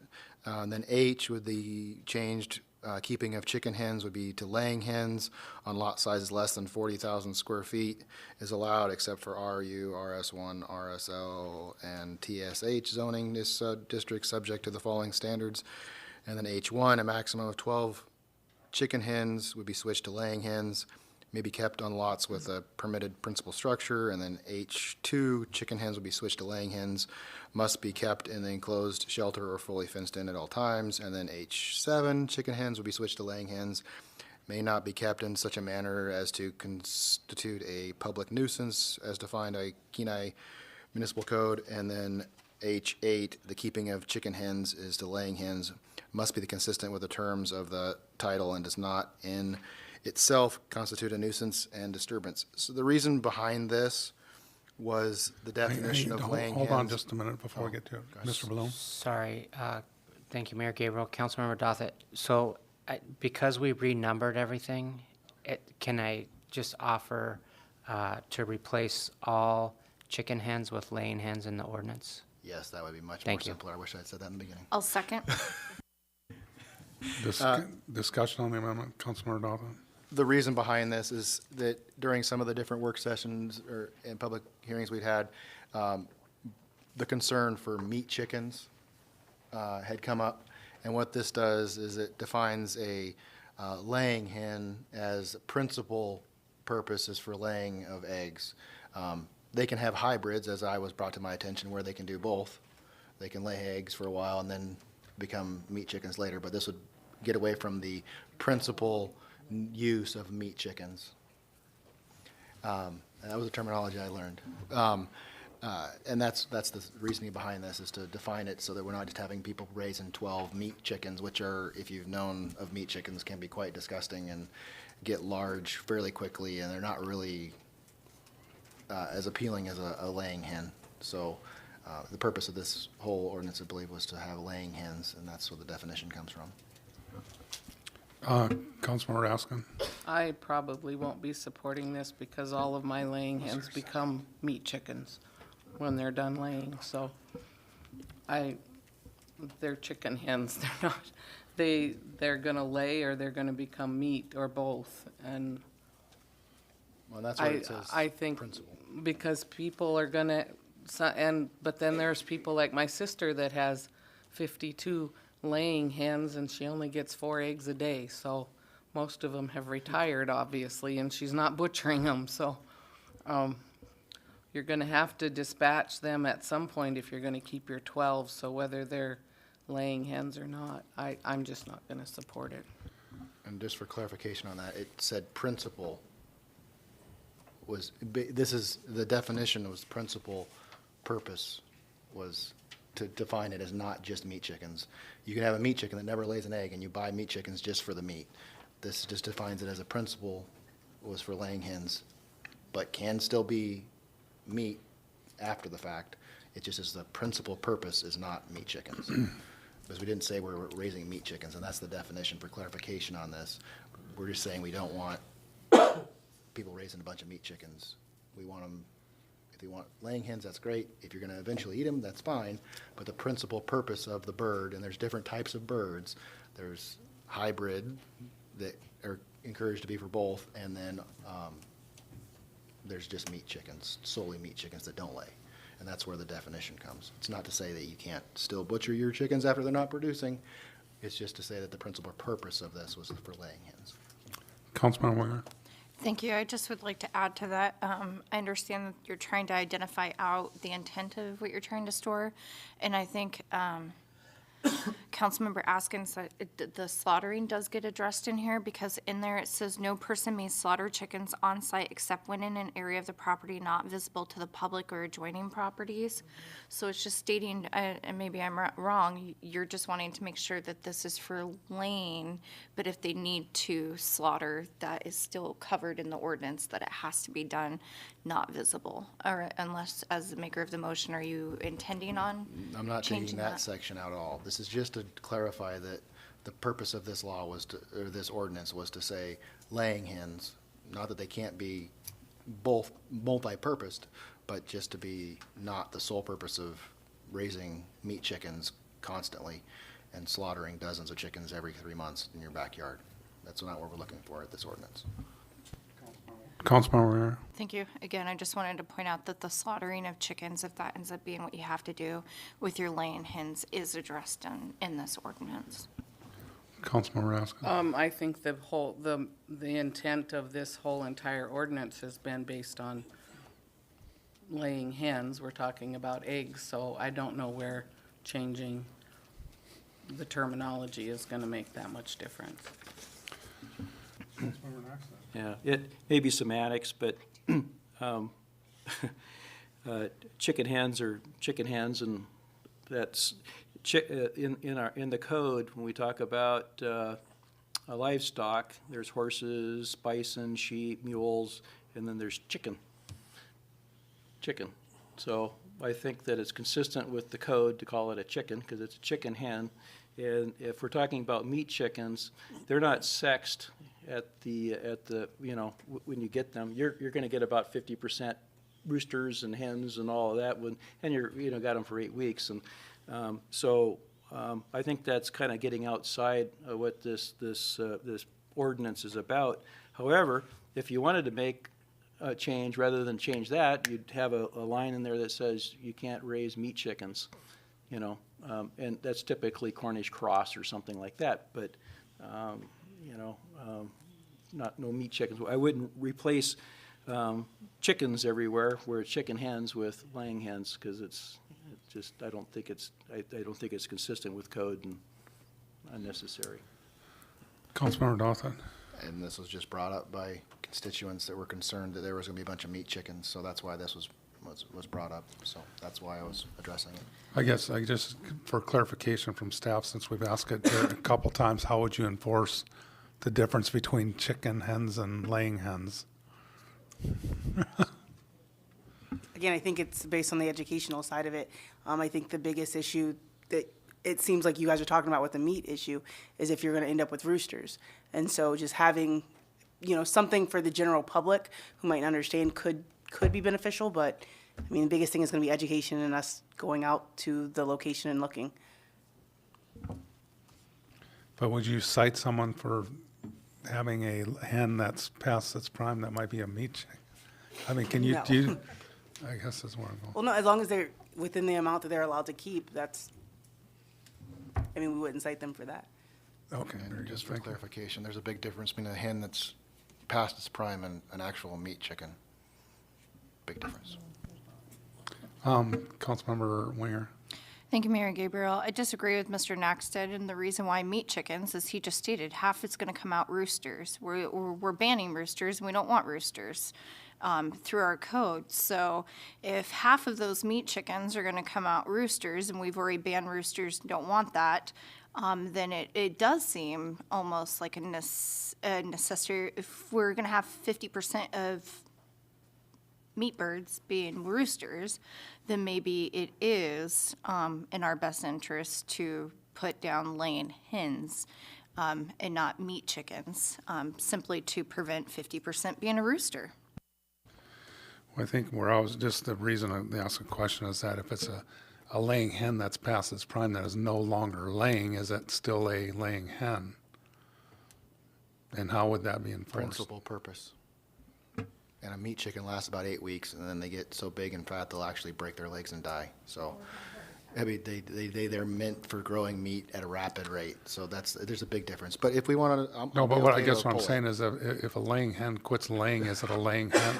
Is it still a laying hen? Okay, it's getting late, I know. If we would like to drop this completely, I'm fine. Well, we got the motion on the floor, it's been seconded, so any further discussion on whether to rename anywhere it says chicken hens or reference chicken hens to change to laying hens?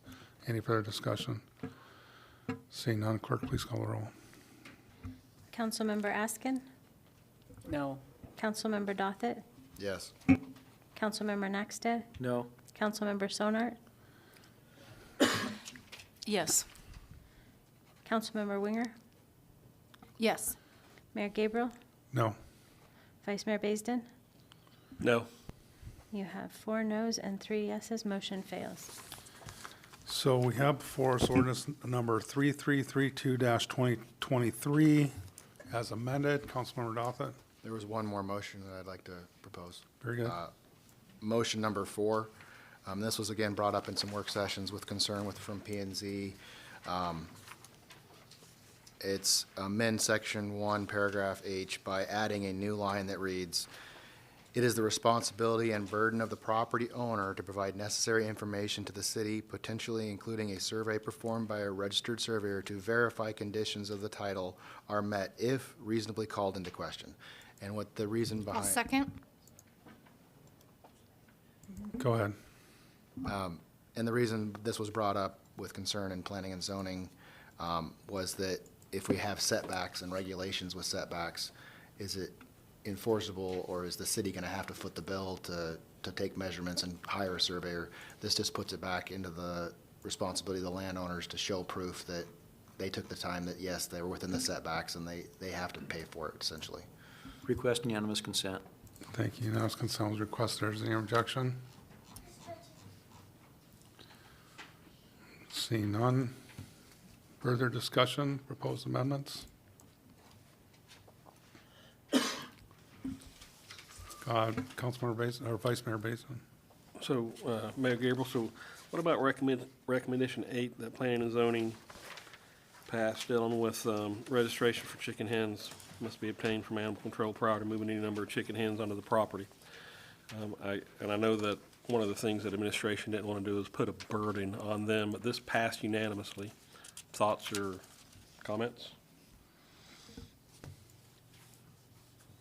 This was planning and zoning recommendation number 8. Yes. Yes.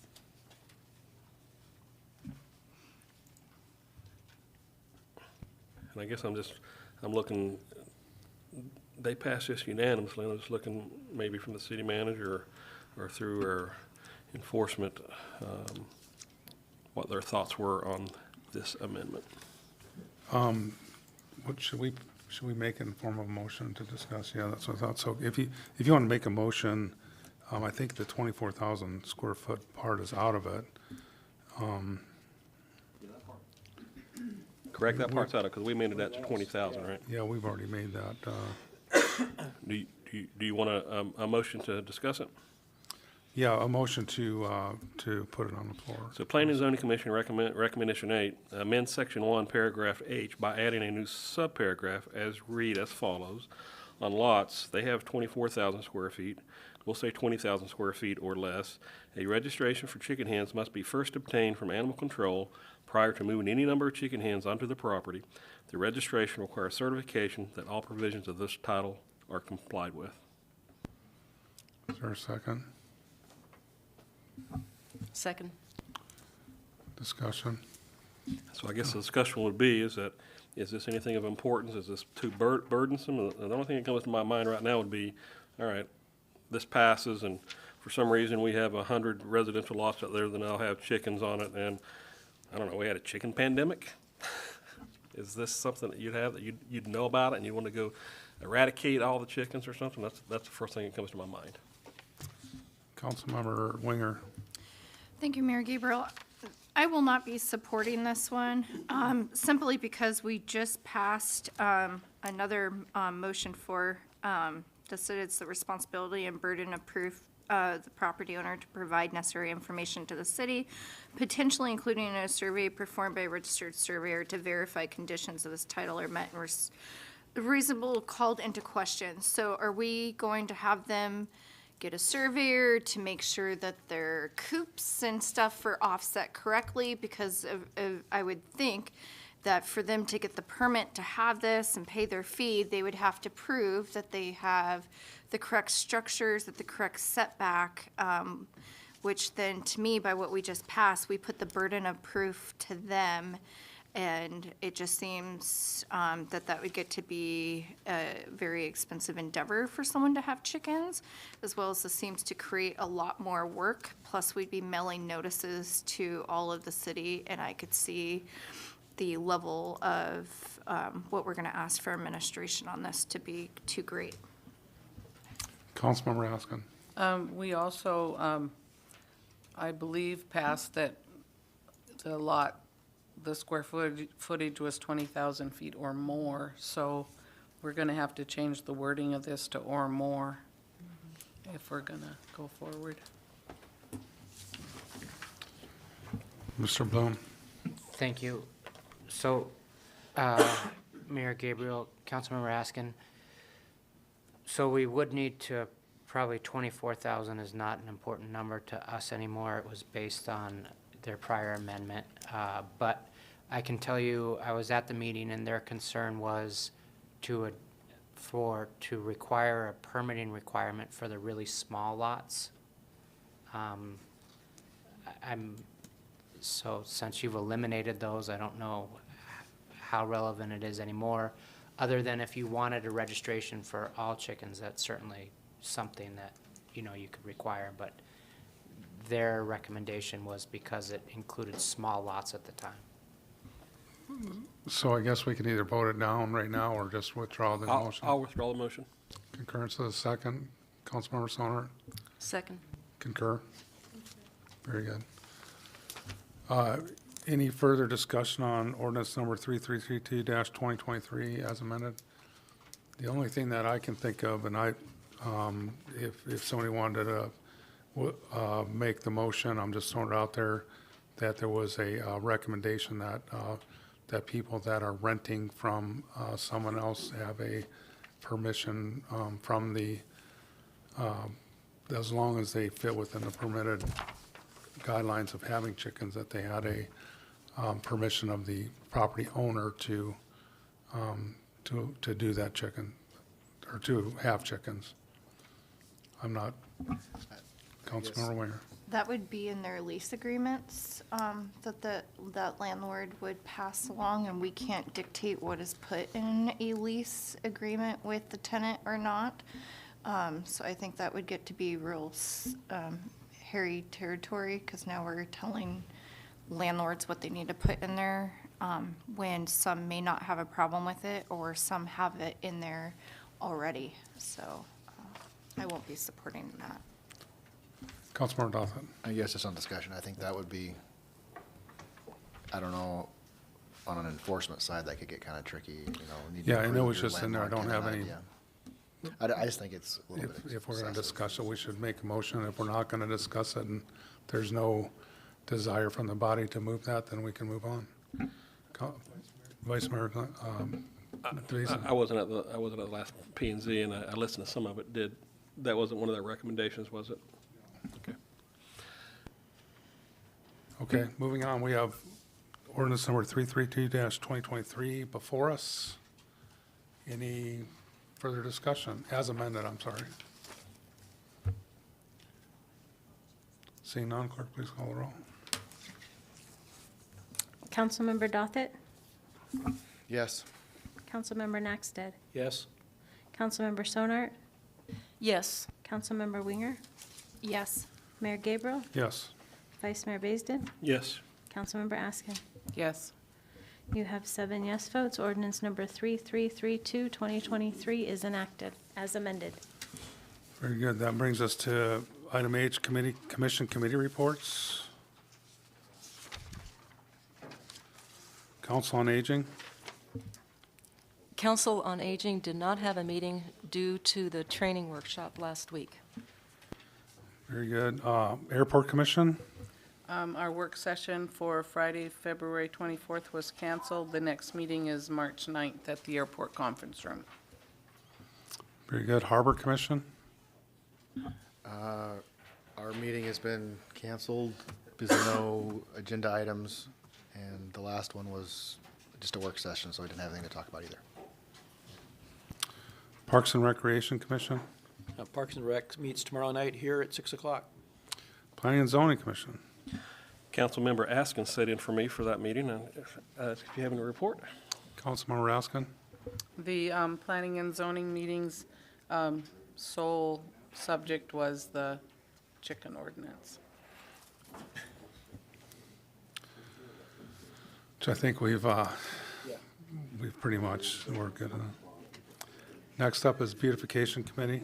Thank you, Mayor Gabriel. Beautification met in another work session. Some of the things they discussed was the tree, they call it the town tree, is what they had referred it to, and they were corrected that that was considered the town tree in Millennial Square. So this would be the town tree by the Meat Moose Cabin, and apparently it died through spruce bark beetle, and they were discussing what type of tree that they would like to see replanted there. Being it was a work discussion or work session, there was just a bunch of discussion with no formal plan going forward. I don't know if we're going to have an actual work session or a work session or an actual meeting, but either or would be April 11th. Thank you. Under report of the mayor, just a couple quick things is that, so last Tuesday, I helped, was a co-presenter for, I actually did it by Zoom, but one of our subcommittee members, chairs, and members for the Alaska Bycatch Review Task Force presented to the House Fisheries Committee. We'd finished our product. The report's out. It's dated November 2022, and they had asked us to come back and present to the House Fisheries and give an overview of what the work that went into it, and along with that, the recommendations that came out of it. So now it's up to them sort of take that next step to move that forward legislatively. On Wednesday I did attend the volunteer luncheon and training session. Thank you so much to our city clerk, our deputy city clerk, and Mr. Bloom and staff for putting that together. It was well attended, and we gave out some awards for their longevity for the people that have served on various committee and commissions over the last, I think our highest one was 28 years, I think, somewhere in there, 27 years. So we had a couple over there, but it is amazing how many hours that those folks put in to help us do a better job up here. So I'm eternally grateful. As I always start out with, is your time is one of your most valuable resources, and I thank them for providing some of that for us. And then the last thing I wanted to say that I did last, I think it was last Thursday or Friday, I attended the Love of Reading over at Mountain View Elementary School. I've done this for a number of years now, and it's always kind of neat to get in there and read to the kiddos. It's 15 minutes, it's an hour. There's 4 15-minute sessions to do that. And you get range. I think this year I had a couple kindergarten classes up to, I think, 4th grade. So, but happy to report that the kids seem to be reading and having some reading comprehension. So for me, that makes me feel good knowing what I hear of other school districts that, seem to be failing their children in math, and especially math and reading. And with that, that is my report. And with that, we'll go to administration reports. City Manager, Mr. Eubank. Thank you, Mr. Mayor, council members. Just a few things to report on. I wanted to give a update on bluff erosion. I already talked about the land acquisition and easement acquisition process. That's going well. We did receive 95% design documents on February 23rd. That starts a process with the Corps that's called the BCOES, which stands for Buildability, Constructability, Operability, Environmental, and Sustainability of the project. That process has a drop-dead date of May 10th. So that's moving along. The project partnership agreement, which is the big agreement that we will sign with the Corps, has been somewhat delayed. We suspect that that delay is related to the WRDA Act that was passed this year. And what the Corps is, they're trying to do is, they're trying to really help us in this, that what they're trying to do allow is for up to 90% participation by the Corps or up to the amount of funding that the Corps has. So what that would do is if it would allow the Corps to increase its participation percentage to the project up to the amount of total funding. So it wouldn't kill the project if the Corps doesn't have the full 90%. So maybe it's 80% of the total project cost, the $28.5 million. It would allow them to contribute the full $28.5 million to it. So we're hopeful that they're able to work through this and get that language in there so that it does that. They did confirm, the Corps did confirm that the city meets all other requirements of the WRDA bill. So which required some income and different things, so levels for our population. Last part of this, and I think this is really good news, that it is established 2 other really hard dates. I think all these hard dates are subject to moving, but right now they've established a hard date of June 12th for advertising and putting this out to bid, and with bid award by August 16th. So I think those are 2 really positive things. We'll see how that project continues to progress. On Wednesday of next week, our Public Works Director, our City Attorney, myself, and the airport manager will be traveling to Anchorage to meet with the FAA to talk about some FAA projects and talk about funding for some of those.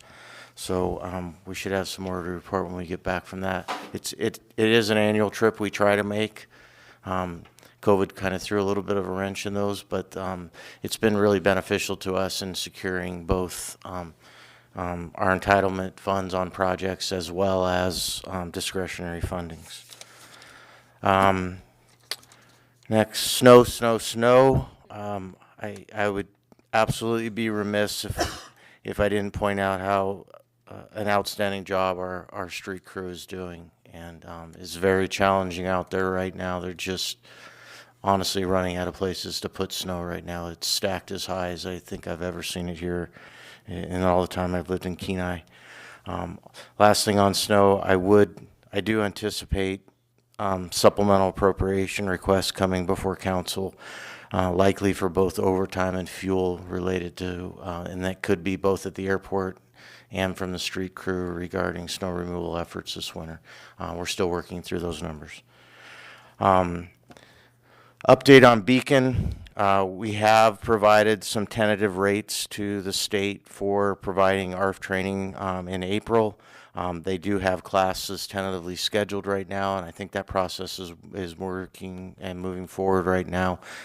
Should be able to give you a better update once we get through all the final details. Regarding staffing, it is a little bit challenging right now. We have 3 current positions open at the city, 2 administrative assistant positions, 1 in planning, 1 in the airport. The planning one, the application period's closed. They're going through the review and interview process, and the airport one just posted. The finance director position is still open. We have entered into a contract with an outside recruiting firm. That actually has already started paying dividends. We went from 0 applicants. We now have currently 4 applicants. That job, that is going to be open till 24th of March at this point. So we'll see how that ends up. We are starting our summer recruitments, and I hope council saw my email. We have filled the HR position. Stephanie will start on March 13th, will be her first day. And excited to have her. Stephanie's a longtime city resident. She's currently employed at the hospital in their HR department. So it's almost a home run when you find somebody local and they're extremely qualified. So looking forward to Stephanie. We did complete, all department heads and a couple other city staff, we did complete our leadership training this week. From my perspective and from what I've heard from staff, it was a very positive experience, and they found it very beneficial. A little update on the Old Town Playground. We have sent out a informal request for quotes from some landscape architects to assist us with developing that project, visioning that project, and coming up with alternatives up to 35% design, basically some good schematic layouts and things, and we'll see where those quotes come in, and we're going to try to find the money to go ahead and award that and start that process. And the last thing I had was just want to remind council I'll be out of office starting March 13th through the 24th, and I'm happy to answer any questions. Any questions, City Manager? Councilmember. Thank you, Mayor Gabriel. Thank you, City Manager. I just wanted to add to the airport, we got an email stating Erica's farewell over at the airport. Looks like they're doing a goodbye farewell for her at the airport conference room in the terminal this Friday, March 3rd from noon to 1. And they asked that we RSVP by 11 a.m. tomorrow. So it came through our email while we were here. But question for you is, where are we with our relationship with Kenaitze? And can we get maybe an updated report periodically on our meetings with Kenaitze? Mr. Eubank. Yeah, thank you, Mr. Mayor. Councilmember Winger, first, thank you for pointing out about Erica's going away. I do appreciate that. It would have been sad if I didn't say that. I'd be happy to start including a update on Kenaitze. I can tell you, I try to stay in good communication with Peter, the director there, and he and I actually are going to have lunch on Monday of next week. And I've kept him in the loop on where we're at with the Old Town Playground type project. And on Monday, I think we're just going to talk about general things, and if there's other issues or other things coming up that we can collaboratively work on. They did complete the application process for the replacement of our tower for the fire department, so that we're waiting to now the waiting game, see if that application is successful. But I think the relationship is going well, and I'd be happy to start reporting on that. Thank you. I knew they had put some grant applications in, so that's really what I was fishing for, so thank you. Any further questions, City Manager? Seeing none, City Attorney, Mr. Bloom. Thank you, Mayor Gabriel, members of council. I don't have anything to report, but I'm happy to answer any questions. Questions, City Attorney? Councilmember, seeing none, we'll go to City Clerk, Ms. Sainer. Thank you, Mayor Gabriel. Just wanted to report it was a very impressive turnout, not everybody, at the training session last week, and I'm glad to see that people are thinking about the ladder. Any questions of the City Clerk? Seeing none, we'll go to additional public comments. Is there anybody from the general public that would like to address the council at this time? Ms. Nelson.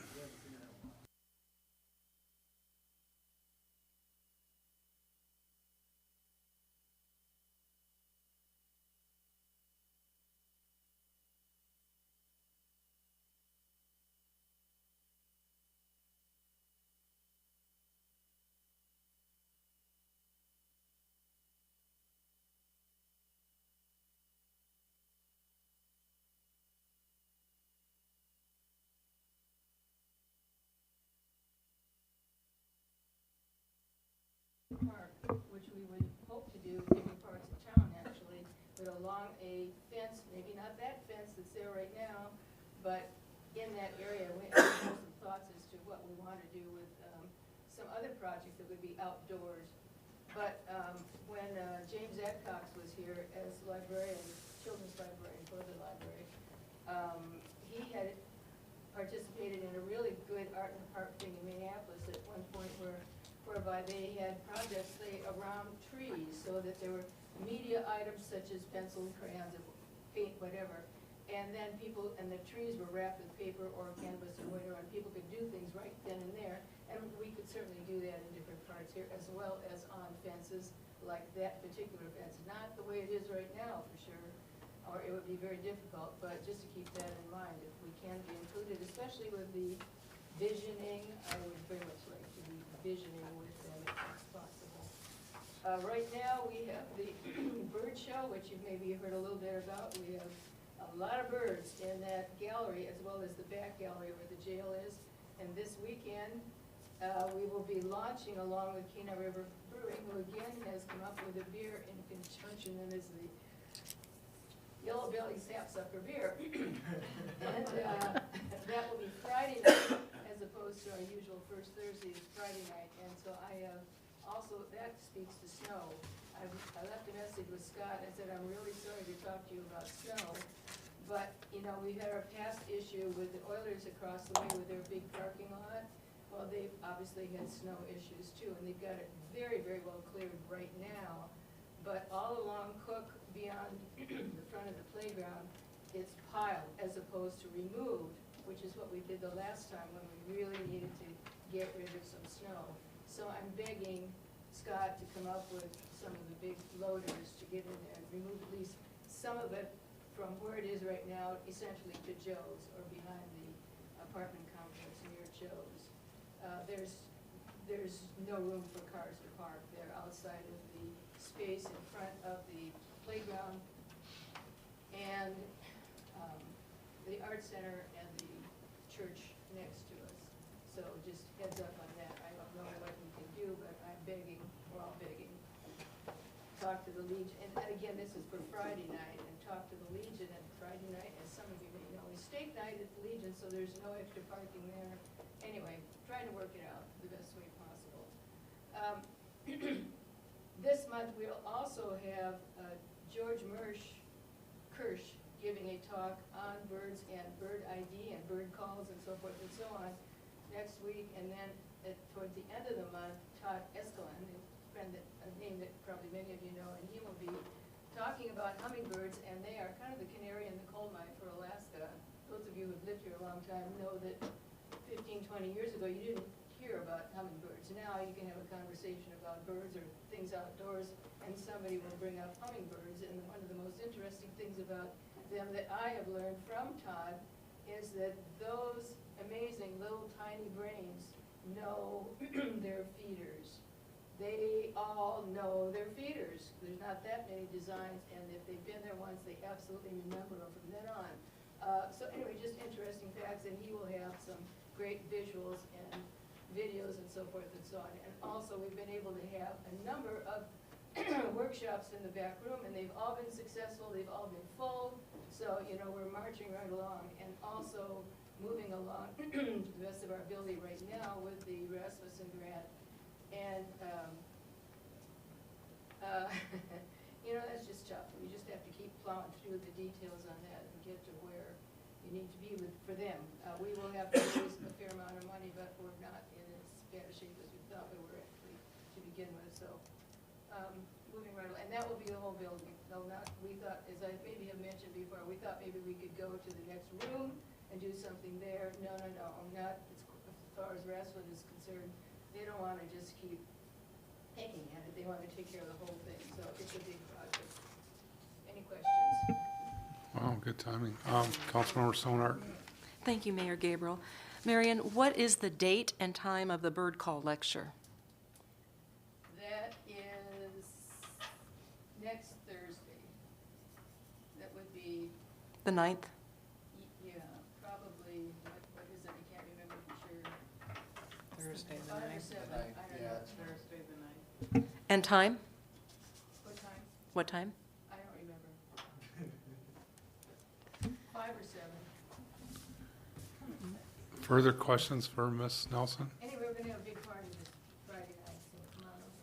Yeah, and Councilmember. Oh, I'd just like to say that I was unable to attend the medals art. I got way late at work, but my wife was able to show up, and he brought my son, and he got inspired and tore apart half my garage building stuff for the last month. So thank you, and I guess not thank you for that, but. You know, we had the whole year figured out as far as shows are concerned. What are we gonna do in February? Well, that's where the metal show came up. So let's do that. We've never, ever done that. We had a ton of stuff come in, and the biggest item came, you know, we try to be as flexible as we can with people who bring things late, like in Monday instead of Friday or Saturday. And the biggest thing came in at 5:30 on Friday or Monday, whatever it was. And Alex Redlinski, our executive director, is an absolute magician at setting up shows. He truly is just brilliant at it. And so it was a challenge. He made it look absolutely fantastic as far as just looks of a show is concerned. And the same with the bird show.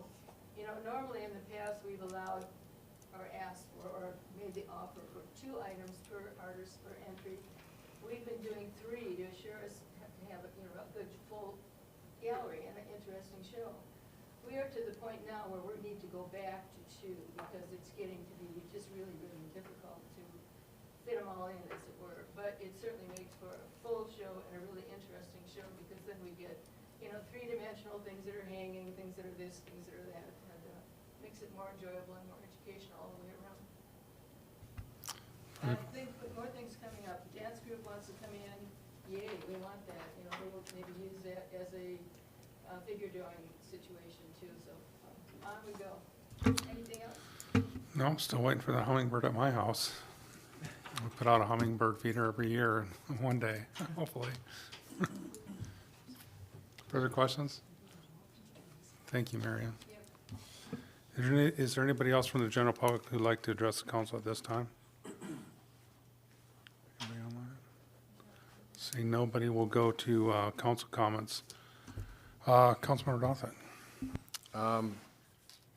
Thank you for everybody struggling through the slog of paperwork with the chicken ordinance. I think we came to some good middle ground there, and we'll continue to forward with other things now. I'd just like to say on the behalf of the chamber, we have finalized our interviews. We're having our board final meeting on Friday night, and we're hoping to make an official announcement on the new executive director on Monday, I believe. We should be able to. So that's early next week at the latest, but yeah, we have made good forward progress on that, and we still have the front desk position there, but as far as executive director stuff, we should be able to, we've closed the position, done interviews, hiring committees met, now we just have to have the final vote on the board, and that's gonna be Friday night, so I'm looking forward to making an announcement on that. Very good. Councilmember Askin. I attended the volunteer training, and it was a good reminder, good refresher. It was excellent. Thank you. There's the Historical Society is meeting Sunday at 1:30, and I attended the metal show, and we wound up buying a piece of metal art also. And I'm happy that we passed the chicken ordinance and that we were able to debate and come to agreement. Thank you. Thank you, Councilmember Sonard. I too attended the volunteer training session last Thursday. Ditto, it was a good reminder of things, and I want to thank Ms. Sainer for putting all that together, because I know she was the mover and shaker behind the scenes putting that together, so thank you. I'd also like to make everybody aware of another activity Friday night here at Kenai Central Auditorium at 7 o'clock is the Link Up concert. It's 1 hour long. There's no tickets. There's no fees. To my knowledge, it's the first time in 3.5 years that the Kenai Peninsula Orchestra has gotten back together in some shape or fashion. It's kind of a small group this year, about 40, 45. But it is in conjunction with local elementary schools that are bringing in their students. And I've not seen this yet, but I think they're not playing with the orchestra. The orchestra is all adult volunteers. But behind the orchestra, the school children are going to be on risers, and I think that they have songs they sing throughout the concert. And then this concert will be duplicated Saturday afternoon in Homer with the Homer Elementaries. But it's called Link Up. It's Friday night at Kenai Central, and it's 7 p.m., and it's only 1 hour, no tickets, and it's nice to see the music people kind of doing something again. Thank you. Councilmember Ware. Thank you, Mayor Gabriel. I appreciate the conversation tonight, that we were able to move forward the chicken ordinance. Last week, I got to spend the weekend in Anchorage, and during the time there, a roof collapsed in a gym that killed a woman that was in there. There were 3 people injured, 1 died.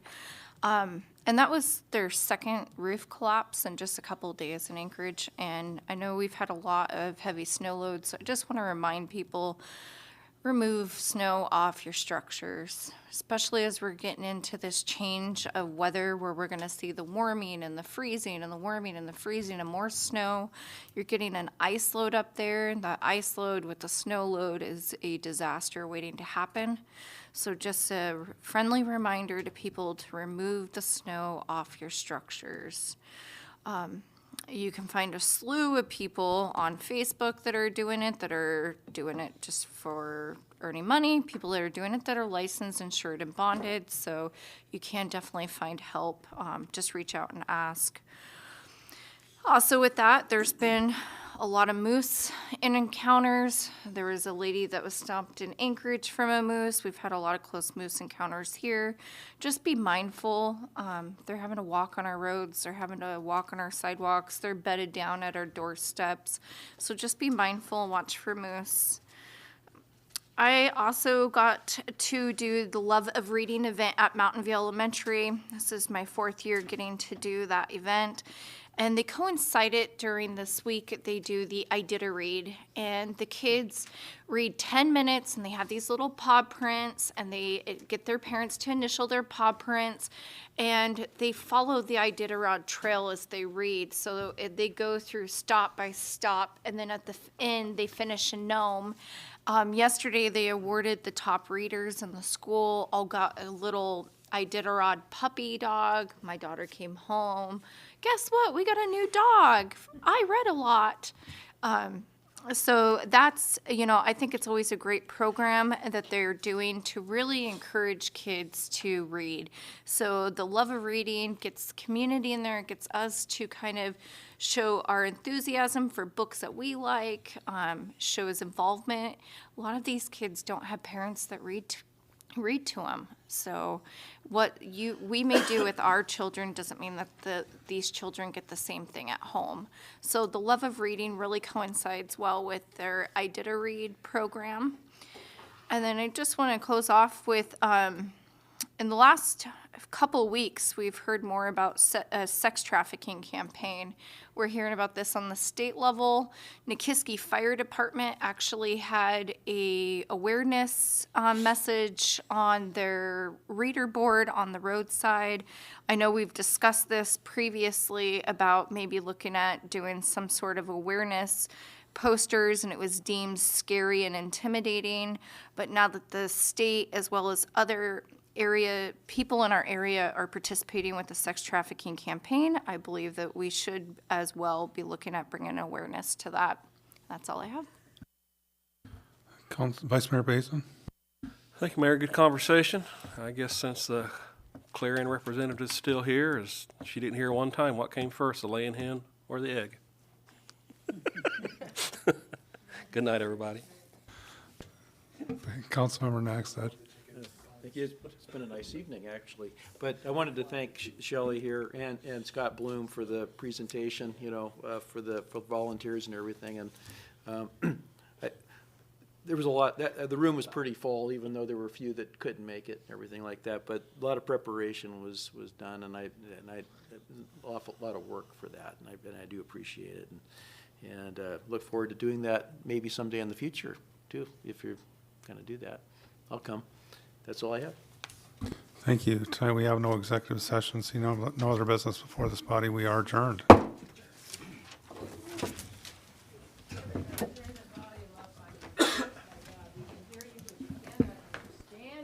Good night, Marion. Goodbye.